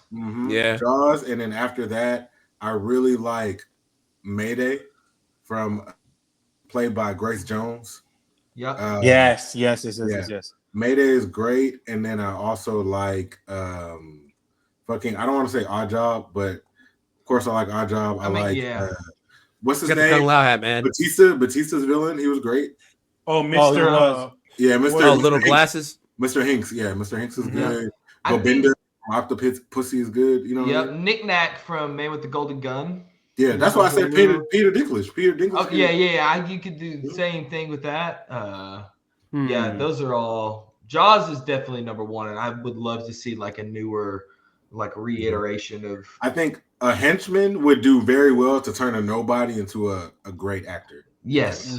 Oh, into like a A-lister, Yeah. you think? Mhm. Yeah. Just don't make the henchman Jamon because I'm tired of seeing him be a Bagger Vance second fiddle in every movie he's in. I need him to be a lead You're role. your I'm Jimon sick and Hansu tired of it. bag, Here- bro. Here's a question. Because I'm sick and tired of people spitting in his face. I'm tired of it. He's Y'all working. think- He's gonna Y'all back. think Jeremy Allen He's White working as a was placed psychic. in a Bond movie? Yeah. No. Yeah. Jeremy Allen Wright No. in a Bond? No. If any, I love him, but no. But Yeah. a think he has good any pick Bond in movie? that same vein of shameless people, though. Cameron Monaghan in a Bond movie I could buy. I disagree. He has that pale, weird quality to him. Evan Moss Backrack. Like yeah. in Luis, Ginger. now you talking. Ginger, you know. Luis, now if you have Monza, Evan Moss back, okay. Monza, Here's how you put. Here's how you do it. Evan Moss Backrack in a Bond movie as a CIA American liaison. I would love that. I would kill him. I'd kill Matt for it right now. Why I get killed? What the fuck? I just picked the first person I looked at on the screen. You've been throwing Matt under the bus all day. You got something to tell us, It's the first thing. You can't kill me What I now. thought of. I'm not on the screen. You ain't kill me now. But I think Goofy ass. the last and final thing, because we all pretty much have like the collective idea of what we would want from a Bond movie. But the one thing that I would like to close this conversation out with is everybody name their favorite Bond gadget. Because I have mine, and it's gadget. Because it's so Focus good. gadget. It's favorite Bond gadget, movie, and Bond. Top 3. I'm fine with that. All right. Favorite. Actually, I'll let Efe go first. Efe, go first. You're our guest. My favorite gadget is the Lotus Esprit from The Spy Who Loved Me. Mm-hmm. This motherfucker turned into a goddamn submarine. Yeah. And the thing that I love the most about this scene is when Q brings the car to Bond, you don't hear what he's saying. You see him just pointing at it and saying stuff, and you're looking at the perspective of Anya Masova, his partner that he's with. And she doesn't know shit that's going on. And this woman follows them in a goddamn helicopter, jumps off the pier and jumps into the water, and it turns into a helicopter. Submarine, a real submarine. So much that this nigga Elon Musk bought that original car to turn it into a submarine. That's crazy. Damn. I just think it's iconic. I love cars. That is hard, yeah. It was the first time where Bond was like not driving he was still driving a British car, but it wasn't Aston Martin. You know what I mean? Yeah. So I really like that. My favorite James Bond film, it's going to be a tie between License to Kill. And probably For Your Eyes Only. Ooh. My list changes a lot though, so I'll say that. Yeah. Those are like 2 that I think are objectively great. My favorite one, GoldenEye though. I love GoldenEye. I love From Russia with Love, and I love Live and Let Die just for nostalgia purposes. But I'd say for sure License to Kill is my favorite. For Your Eyes Only is great, and The Spy Who Loves Me, I think, probably might be the greatest James Bond film. Wow. Yeah. What was the third one? Your favorite Bonds? My favorite Bond. Okay, so my favorite Bond is, growing up, I was really a big Brosnan fan. Yeah. Because he was the Bond that I knew and everything. Same. He's the one that had the new films coming out. Yep. As I got older, I had an appreciation for Sean Connery because they almost never showed Sean Connery's movies on TV. Yeah. So I really appreciated, one, his brutality and his sex appeal. I feel like his sex appeal is unmatched when compared to the other Bonds. Yes. Yeah. Like, he's literally the sexiest Bond to all these other women. They're not touching him. He was physically a presence. He was really strong. And then, of course, he set the tone. But I would say my favorite Bond is Timothy Dalton, just because he has the Bond that is most true to the books. Yeah. The Bond that is the most ruthless. And the Bond that did the most with the least. And he could have been James Bond instead of Roger Moore, but he felt like he was too young and he took it down. Yeah. So, that's crazy. for that. Interesting. Yeah, I like that list. Who's next? Graham. Easy. Bro. Oh, Graham. Well, AZ, you can go. AZ, you got it. Okay. So my favorite gadget is just conceptually my favorite because the logistics of it frighten me. The bomb pen from GoldenEye makes me laugh. Yes. Because it makes me think realistic. Because at first I was gonna think the watch, because the watch has darts in it. It has a fucking jammer, right? The smartwatch is awesome, right? But the GoldenEye pen makes me laugh because it makes me think about like how many interns are just dead. They accidentally click the pen. They're like, did I do 1 or 2 clicks? I don't remember. I did not keep track. Like some guy who pulled an all-nighter, he's short on coffee, accidentally blows his hand off. Hilarious. Q might not know bodies in Bond, to be honest. Oh, 1000%. There's a scene literally, I think, in that same point where they do like a slapstick bit where a guy genuinely blows himself up in the background during GoldenEye. Where like a guy definitely dies in the background because you just hear a big explosion and you see the papers he was carrying fly out, and I'm like, they're dead. This is fun. This is a nightmare factory. Favorite Bond overall, Brosnan. I just cannot escape the attachment that I have to those films. Dude, he's GoldenEye just got that shit, in man. fucking particular. He's just so fucking cool, So man. He has everybody's He's elements so combined into goddamn one. cool. Yes, He's literally like, the best got actor that- ever combined into one. his voice, his just like appearance, They- like and he there- is aura farming to the team. He Literally. also It is compared to crazy. all the other Bonds, whenever he does a big murder, he is an actual fucking psychopath because he's enjoying himself to a weird degree. Yeah. just like, mowing down hordes of He's flexing on him like a psychopaths. YN, you know what I'm saying? Like he murders Yeah, him he's- and drops a quip. He's my crash yeah. out Bond, essentially. I love him. He's just unstable, and I love that. My favorite Bond films, I would say honorable mention. Not necessarily like my third place, but honorable mention, I would say goes to Die Another Day. That film is not good. I want to stress that as much as possible. Not good. But Next it's a fun watch. next to the film. Next to like the film Catwoman and I guess movie 43 or whatever other parody one that Halle Berry was in, that is a waste of her talents. Facts. But the imagery of just like this giant fucking iceberg lounge, just something about a building made entirely out of ice. Got a wedding video with me and Halle Berry is a waste of her talents. It's just like there's something ever since I was a kid and I saw like the Dawn of Superman and I saw a building made out of ice and crystals. Just that imagery is always so striking to me, and it just looks so fucking cool. That's why you like The Superman opening to that, so much. The jet ski scene alone, Bro. oh, so good. So goddamn cool. Stop playing, bro. But dude, bro, Horrific. It's horrible, but dude, Windsurfing on a goddamn bad. 3D jet ski. Dog. Yeah. I haven't seen much of the Craig Bonds, but my second place, I would say, from what I have seen of it, is I had to look up the title just to make sure I had the right one. Okay, yeah, Casino Royale, purely because I had seen it fairly recently, just a little bit. I think I was watching it, like I put it on like as I was going to bed, I think, and it had parkour, and I didn't throw up, and that is an achievement from that era. Yeah. I hate parkour in a lot of movies. You know that I always like- think of that scene in Paul Blart Mall Cop where they're doing parkour and it cringes me out. Bro, the dude that did the parkour in that movie was like the creator of parkour. The French guy. Yeah, like it made actual sense. I also think is that the one where they do take off and that whole cold opening, like in the shit. Like, where they're just going across the scaffolding, just beating the shit out of each other, doing flips and shit. Awesome. Fucking beautiful sequence. And then my number one favorite Bond movie, of course, GoldenEye.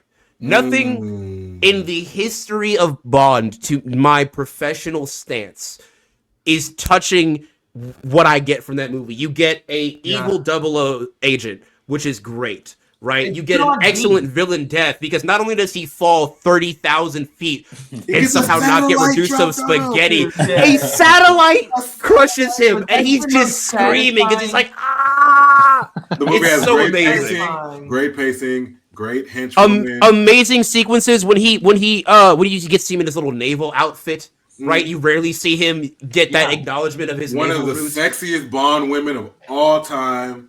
Hands fucking down. The scene of him stealing those codes with 006 also, it's just great. Everything in it is great. I've watched this movie multiple times and it does not fail to feel like the first. So that is my Bond. That's my Bond for me. I'm not mad at you at all. I love that one. Plus the little eyebrow thing Brosnan does makes me laugh. Oh yeah, his eyebrow thing is peace. So what order was it in? So What's the good. top? We're doing Gadget. okay. Gadget. Favorite gadget. Okay. It's I want to say it was a Roger Moore one, but it was like a cigarette. But no, I think it might have been Timothy Dalton. It was like cigarette binoculars. Cigarette binoculars or cigarette missile? Was it a missile? Bro, what? There's a I cigarette think it was missile. a cigarette missile. Cigarette missile sounds familiar. Cigarette I remember missile was in You Only Live Twice, and he had these binoculars in View to a Kill. Okay, yeah. That's a good one, just because it's a fucking sick thing. And then the jet submarine that was at the start of that Pierce Brosnan one, where he's going down the where he's in the tunnels. Yeah, it's like that little tiny. Yes. The Cubo. I wanted one of those so bad. So that's probably my number one. And then the Aston Martin, just the cars are ridiculous. That scene. His cars are always cool. The Daniel Craig one where he's like stuck in the center and they're all just shooting him. When the headlights come down and they're just two machine guns. It's just so good. It's just so good. I have a full the Aston Martin, the DB5. What? That's fucking awesome. I want to see if there's a Lego Aston Martin. That's there is. There's a full Lego. There's a full Lego, and then you can get a Lego Speedster. I have both of them. Okay, I need that. All right, Luis, what's your pick for best, his favorite movie. Oh yeah, favorite movie. Yeah, what's your favorite Brown movie, Graham? It's Casino. That movie changed my fucking life. The pacing on it, the opening, how cold he was, and it's intense. It's probably the most intense Bond movie I think there is. It's just the stakes felt high, the whole poker setting. Yeah. The poker scene does make it feel ridiculous. Very intense. When he got poisoned, I was I still am holy shit. This dude, I don't know how he made it out to the car, did all the things. I might go watch that one. I'm probably gonna watch that. It's pretty peak. And then so License to Kill is probably my number 3, but the first Timothy Dalton one, The Living Daylights. Yeah, I love that one. Timothy Dalton, he has he's got that face too, like Pierce does, where it's just y'all saying he's ugly. Luis, he's saying he's ugly. Nah, I am, bro. Luis is picky. Timothy Dalton's like a hot dad. He's not like a conventionally attractive guy, but he's a hot dad. James I Bond's can see not it. a hot dad, brother. So Casino, Living Pierce Daylights. Brosnan's a hot dad too, but for different Pierce reasons. Brosnan is sexy as hell, bro. See, that's where dude, it's a toss up. Timothy Dalton is, to me, he did not get enough movies to really flaunt how good he was. But I grew up on Pierce Brosnan, so he's the special place in my heart. And so is Roger Moore too, because I had my uncle gave me all his VHS of the Roger Moore movies, so that's what I watched. Bang, bang, bang, and my parents' era, Roger Moore and Daniel Craig. I mean, it's Casino, Skyfall, No Time to Die. You just really can't. You can't. He's perfect. He's perfect. But that, and I say Sean Connery, but it's because I feel like the only movie that really hasn't aged with him is The Man with the Golden Gun, and that's just because of my love for Christopher Lee, and that Christopher Lee is James Bond. I think that's an honorable. It's kind of cool. Christopher Lee played a villain in James Bond, Star Wars, and Lord of the Rings. Yeah, incredible. And Triple Crown. His cousin is, and he killed fucking Ian Fleming, who wrote this shit. And this shit is about Christopher Lee was in SIS. That man. Who's that dude? More lives than anybody. That nigga. And that's why most bodies in Hollywood. I think actually that movie gave us the Golden Gun. Who remember playing 4-person split screen on GoldenEye? And if someone gets that Golden Gun, I'm unplugging that bitch. If it wasn't me that got it, I'm unplugging. Get the Golden Gun, bro. We're done. Yeah, we're not playing, bro. It's over. My brother used to get mad because I got the Xbox port, and I remember whenever he got the Golden Gun. Somehow my console would just mysteriously turn off. I don't know how.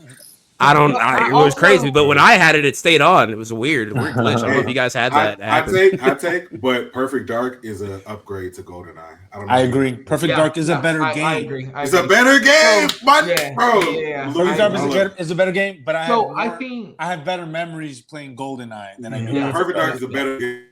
I think as Sean Connery honorable mention is the Never Say Never Again, which is like kind of maybe the unofficial. Maybe I'm thinking of the original Thunderball. You think that's better than Never Say Never? I mean, I like Never Say Never because that's the one he came. That was his last one, I think. Like he kind of he had to play a video game to beat the villain. That was crazy. Yeah. It was so like when I was young, I was like that shit's cool. I haven't watched it in a long time, but I remember loving that one. That's just bad. Luis, did you say your top already? No, I'll go really quick just because I got to go to bed because I got to get up in a couple hours. But I'll go really quick. I haven't seen an awful lot. I've only seen like the Daniel Craig movies and like some of the other ones. So this is going to be – so some of my favorite gadgets are – which one's that explosive toothpaste? Yeah. That one is also at I don't know. The same reason I like the pen is Austin Powers. No, it's from James Bond, isn't it? Oh, no, you're right. It's from License to Kill. My bad. Okay. There you go. Yeah. That one. It's just stuff I'm scraping from the back of my head. The golden gun, does that count? It's a gadget. It's really just a gun. But it's the golden gun, though. It's like it's iconic. Because if you count Oddjob's hat, then you count the golden gun. Exactly. Right. And then, which is the movie with that submarine car? That's GoldenEye. No, that's The Spy Who Loved Me. Okay. Yeah. But no one's mentioned the jetpack, which is kind of crazy. Because the jetpack's fun. It's kind of my three favorite. That's like a very one-note gadget. Kind of hokey looking, you know. Here's my three favorite movies, which are indicative of my three favorite James Bonds: From Russia with Love, GoldenEye, and Casino Royale. And I think those are my from Russia. Not mad at it. Phenomenal. And I think these are my three favorite Bonds from least to most favorite. Pierce Brosnan. Wrong answer. Go ahead. Sean Connery. Daniel Craig, I think is. Then again, I had never seen a James Bond movie until the Daniel Craig movies, and then I went back after the fact. So it's hard to contend with the first one you watched. And as a kind of like a teenage boy, and the first movies the James Bond movies I see are the Daniel Craig ones. I'm just kind of like, whoa. You know what? These are really. This is cool. And then I look back and see the other, and I'm like, oh, these are. Luis, you know what I'm different. realizing? Yeah. Me liking not just the Pierce Brosnan ones, but specifically liking Die Another Day. This is the Bond equivalent to how mad I get at you for Batman and liking the fucking Schumacher turn. This is we swapped roles. Schumacher, everybody, my goat. Bro, I love the camp of Bond, and you're just like gross. I hate the camp of Batman, and you're like more. Well, that just shows you where people like the generation and what they come in. Bond. Yeah, like 1000%. If Casino would have been my first movie, then it would have been Craig over Pierce Brosnan all day. That's why I picked, now that I grew up in and I love Roger Moore also. I don't think there's a bad Roger Moore film. I just think that I grew up on Pierce and Craig. Objectively, Casino is that's the shit. Yeah, Casino's it's there. Those are just the better movies. It's better movies. Yeah. They're also you also got to remember the time that the time they came out. Yeah, the time that they're being. They're products of their environment for sure. And half of them are based on books and everything too. So right. But I think that the history of Bond is it's untouchable in a lot of aspects, and the potential is pretty crazy. I hope we're not, and no disrespect to the Mission Impossible, I haven't watched the last 4. It's starting to get a little Fast and Furious-y to me, and I hope that's not what's going to happen with this. Is they kind of start going on this downhill Mission Impossible. They're really great up until the last 2. The thing that saves Mission Impossible from becoming Fast and Furious is that you have a superstar like Tom Cruise and a director, That's whoever he works with who writes it, because They gave you too general many. audience, Like, like there's I feel like nine of them. it's kind of it's getting Yeah. too many, and I think that that's one good thing about the Bond series, that you can have this Mhm. like hard reset after 2 movies, 3 movies, 5, 6 movies. Yeah, it's Now Also, era. it's the a sequels- non-chronological the frequency they released, story. too. Yeah. Yeah. I think Frequency There's that very- they they're very released in- self-contained. Bond has elevated itself to becoming like a British legend, like a British like. It's almost like Lord of the Rings to a certain degree. It's a Like, British almost like epic. Yeah, British- Star Yeah, Wars. like Star like Wars, it man. like really the four, like in the pantheon of like British fiction, right? In my mind, right? It's like Terminator, Sherlock Holmes, or sorry, not Terminator, sorry. Shakespeare, Sherlock Holmes, Doctor Who, Lord of the Rings, and Bond. That's their 5 contributions to like the greater history of pop culture. Yep. And yes, Shakespeare is included in that because I say they're all on even. Shakespeare literally is like holding up British culture like on his back for sure. Right. But, Exactly. Yeah, like I think just the fact that Bond is such an icon to British people is the reason why there's so many limitations you want to experiment with. That's why I feel like when it comes to getting a black Bond, it might be a little difficult. When it comes to their future of what they want to do with Bond, they're going to be very particular because this will make or break. Like it's not like post License to Kill when you just say fuck it, we're going to make GoldenEye, or post Die Another Day when you say fuck it, we're going to reboot in the reboot era. Mm-hmm. Now it's like you can't reboot again. You can't reboot James Bond again. If you do, then you have to make sure that this is what you're going to stick with. For the next 10 years, for the next 10 to 30 15 years. Yeah. Because it's gonna be the start over, starting that franchise over. Because we can't have any more Bond origin stories. We just can't. No. Because Daniel Craig, his run went until like what? I want to say like 2017, 2018. He had the longest run at Bond. 2021. Yeah. By far. Yeah. From Yeah. 2006 to 2021. So if you're gonna get in on these on the ground, I think the smartest thing to do would be to tap more into the past of Bond. As much as that can get messy, I think that would probably be one of the better aspects of having to, because it's really not where they've, delved into. Not to necessarily say like the Bond franchise is starved for ideas. They do almost a new thing every other movie, right? Mm-hmm. But if you want to get in new fans, but also please the old, give us a prequel. Because the prequel you can build off of and have 10 to 15 years of longevity. You cast young, you do like an Elordi type, right? Who's familiar with from the there. Young Bond series? The Young Bond. I'm knowing. The Young Bond book series. I'm not saying you have to adapt every book in that, but you can adapt like an arc. Maybe like your first film be like a young Bond transitioning. That's what I'm thinking. And then at the end, he gets the title of 007. Yeah, like him going from the Navy into the MI6 program. Yeah, because that'd be nice. Bond has like his time at Eden Academy and everything like that. He had this whole thing with his parents dying. He had like an affair with his nanny and shit like that.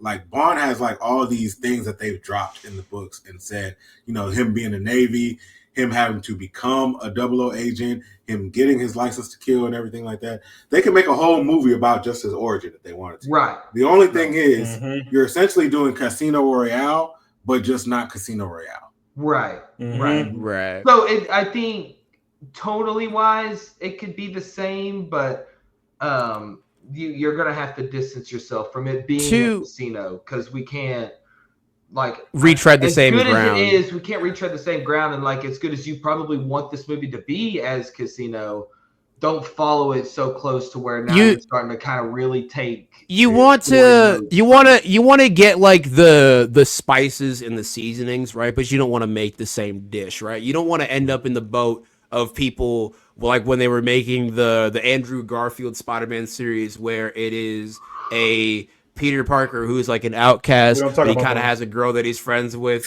and then he gets betrayed by a mentor who's secretly a villain. It repeats a lot of the same beats, and then it ends in a funeral, right? Or you don't want to have a Force Awakens situation where it's literally just Star Wars Episode 4, right? You don't want to have you don't want to have a bar for bar. I think the best thing you can really hope for when you go for one of these reboot situations is you get something like Giacchino's The Batman. You hit all the major beats, but it has a new energy and a new feel and a new vibe to it to really get those new and old fans alike invested in your new world and your new story that you're fleshing out for Bond. I personally think a Bond similar to the Bourne Identity, like the Bourne Identity film, would be great. Like, just exactly. Like yeah. mm-hmm. Oh, Easy, did you list off your picks for your gadgets and everything? I did, Matt. I think you're the last one. Yeah. My what boy, do you got, man? What's going on? What you got? What's in that mental of yours, man? So for the gadgets, this is a tough one because like as I already mentioned, the submarine card, that shit is hard as hell. That sticks in my mind. But if I go with gadgets, if we're talking, I guess, cars, the Aston Martin is one of the most iconic pieces of vehicle or in any film. The DB5 is a sick piece of work, man. That's one of the best cars I've seen. That shit's art. I fuck with that and Rick Ross is the only reason I know what that car is. Yeah. And then I'm gonna take you another because the gadgets and it's like if you what's it called? Speed Racer, bro. Y'all know Speed Racer. All the Mach buttons 5? on the Mach 5, all the shit that you can just do different. One button does something different. I think that concept is so cool. And the DB5 having the miniguns in the headlights, smoke screen, all types of it's a British Batmobile and it goes so hard. It's a British Batmobile. It goes so fucking hard. It's a Batwagon. The Batwagon. But another thing in that same page of vehicle, I like the DB10 that was in it Skyfall? Ooh. Oh yeah, it was in Casino, right? The one that flipped over. No, it's Oh, that was the Vantage. That was the Vantage. That one was sick too. Yeah, no, the Skyfall one is. That's a DB10. Right? Skyfall's the one where he has. Oh yeah, the one that he had. Isn't one of them? He has like a Porsche. I think it's in. Yeah, he had the DB10 in lockup. And it was in lockup. Yeah, because he was going back to his old. Because he was going back to his old orphanage. He brought that thing out. Because I think that's the one that they used in Living Daylights. Yes. Yes, that is correct. Yeah, because you know how that movie was like basically a reference to like every other Bond movie and stuff like that. I think that was a Living Daylights reference, and that's a tough car too. Yeah, it's so hard. That's my gadget. I just like the vehicles, and of course all the other stuff too. Exploding pans. He's got the Walther PPK. Funny. Walther PPK. That gun can sit literally like right here. Yeah, in between my thumb and like the part of my first finger, I'll shoot my shit. There's a sequence I think where he has it like up his like sleeve basically, and it slides out, and he fucking just quick draws that motherfucker. Oh god, dude. Yeah, such a tiny cool gun. There have been great gadgets for sure. For sure, and I hope that that's why I think that I want a good Q. Dude, that's like I want Q to be like a fucking nerd. Bond, we gave you a single grenade because we're tired of building things. Yeah, the last Q was good, but I didn't like how grounded his weapons and gadgets. Yeah, they were too realistic. Yeah, I need this shit needs to be like on another level. Like I want lasers coming out the watch.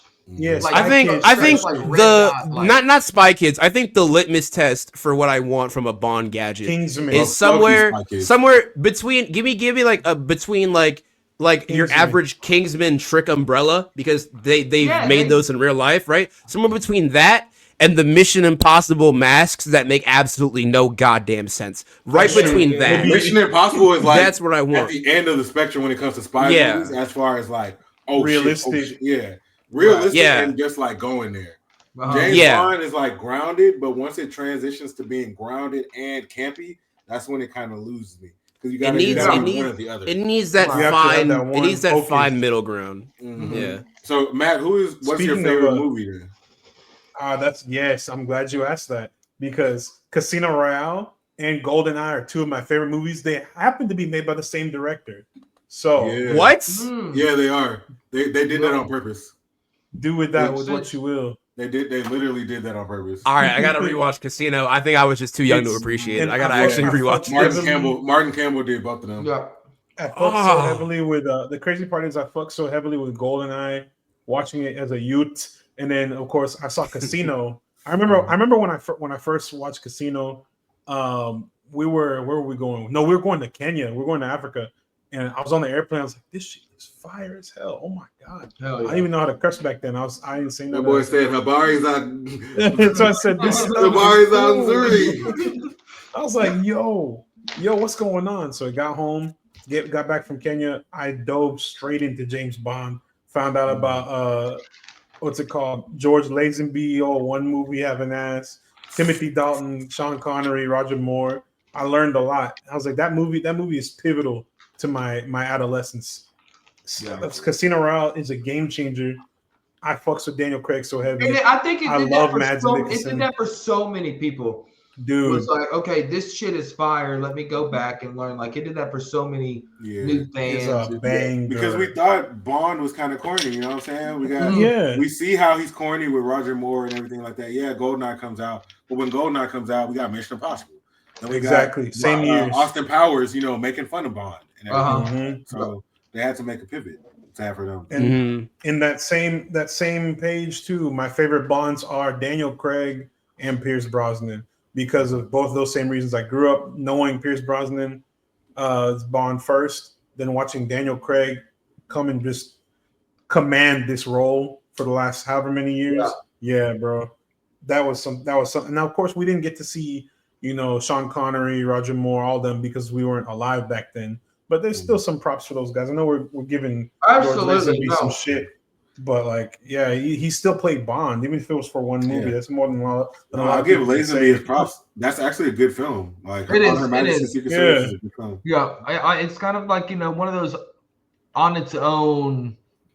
It really, really works for one of those. So you can just pick up at any time. You don't have to watch during a Bond marathon or like anything like that. I'll tell you what, too.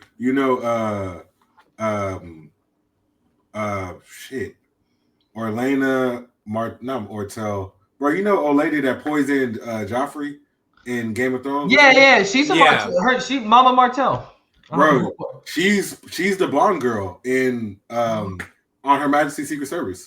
Really? Yeah, that was her back in the day. That's good milk. That's good milk. Bro, I'm not lying. Diana Rigg. Yeah, Diana Rigg, bro. Look her up. That it was bad. That's crazy. That's crazy, bro. That's crazy. Oh my god. Elite milk.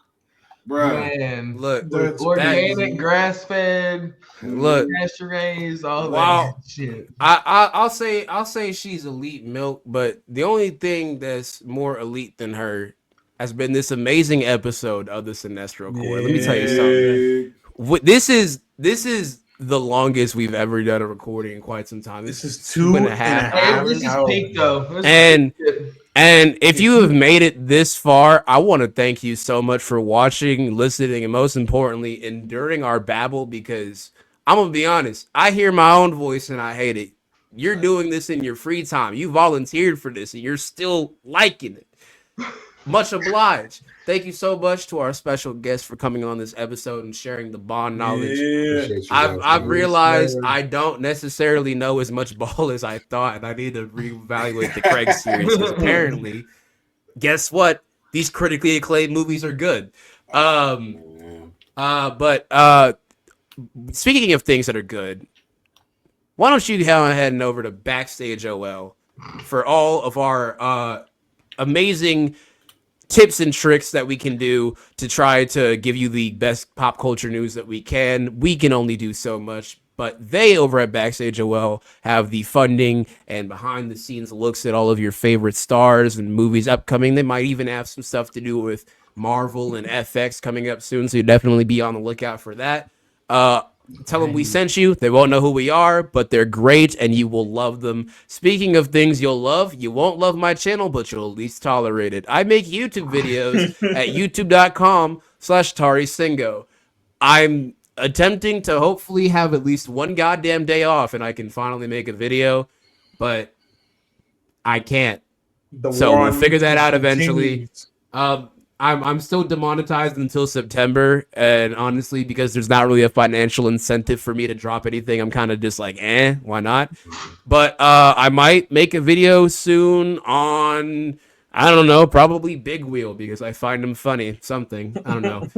But I also stream on Twitch. On Twitch, I will be streaming the new Helldivers collab 1000% because I love Helldivers. It's Graham, you son of a bitch. Thank you so much because I was just about to say the boys may feature in a couple of streams every now and again on Helldivers because goddamn, I'm excited for that ODST collab. And last but not least, the most exciting thing of all, our social media on all platforms at Cinestro Corp. There is an S in our name, but it's not at the end, not where you think it would be. We are one singular corp, at least on Twitter. We can have it everywhere else, but we can't have it on Twitter, I guess. Find a way to get that man's account removed so I can get that S.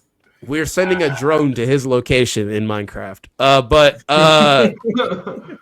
But yeah, keep up to date with all of our lovely goings on at Cinestro Corp on all of our social media, our Facebook, Twitter, Instagram. If you search it, you'll probably find us there under your local overpass. You'll probably find us. And last but not least, thank you so much for watching, listening, and experiencing us. We greatly appreciate it. We're going on. What episode number is this, Matt? I don't even. This is episode 154, my brother. 154. And how many subs are we? How many subs are we at right now? We're sitting pretty at 147. Our goal is to get to 150 by the end of the year. All right. Hey, let's make it a challenge. If we crack 200, AZ is going to be doing a giveaway of one of his posters in the room, signed by all of us. Here, look. This is actually my least favorite Star Wars. But I will still not give this up. Right. But up there, I have Empire Strikes. But up here, I have Empire Strikes Back, and I have The Killing Joke. If you try to take either of these from me, I'll kill you where you stand. That's what I got. I know you know what this is, right? Is that Star Fox? Yeah, it's like, is that I Metro? mean, it's a little blurry. It is Star it's Fox. so blurry a little bit. Star Fox 64. Oh, that fucks. Fire. Yeah. FA is gonna give away that if we get. You might fuck around and win this too. I emphasize might because this is not legally binding. Might, you never know, motherfucker. So hey. Thank you. We'll probably do something special if we do hit 200 before the end of the year. Goals 150. Our dreams 200. Let's make it happen. 2,000. Yeah, 2,000. But thank you so much for your support, and we'll see you next week or week after that, or eventually whenever we cover. What's the next one covering, Matt? Tap back in next week. We're for right now. It looks like we're covering Honey Don't. I don't know if anyone really wants to watch Nobody 2. I don't really care either way. So nobody watched. Doesn't matter to me. Nobody watched Nobody. Hey, we can talk F1 again if you want to. I'll watch it in IMAX another time. I'm sick. All right. Next week we could do there was an idea that I had of how to reboot a franchise and make it better, because I've been spitballing about how to reboot Terminator and I've got it down to a fucking science. Did you not like that anime that came out? No. It was good, but no one saw it. Yeah. That's my point. I digress. So I have a I don't want to say a 9-year plan because that sounds kind of Reiki, but like I have an idea of how over a decade or so to reboot it. But we'll probably do that or something else next week. So tune in for that. The only way to find out is to tune in and check us out. So until next time, y'all stay awesome, and we'll see you in the next one.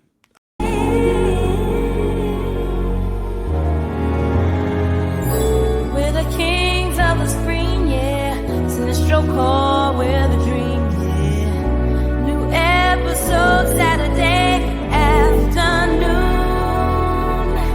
We in your ear, that comic book crew. More good it takes what we do. Cinestro Core.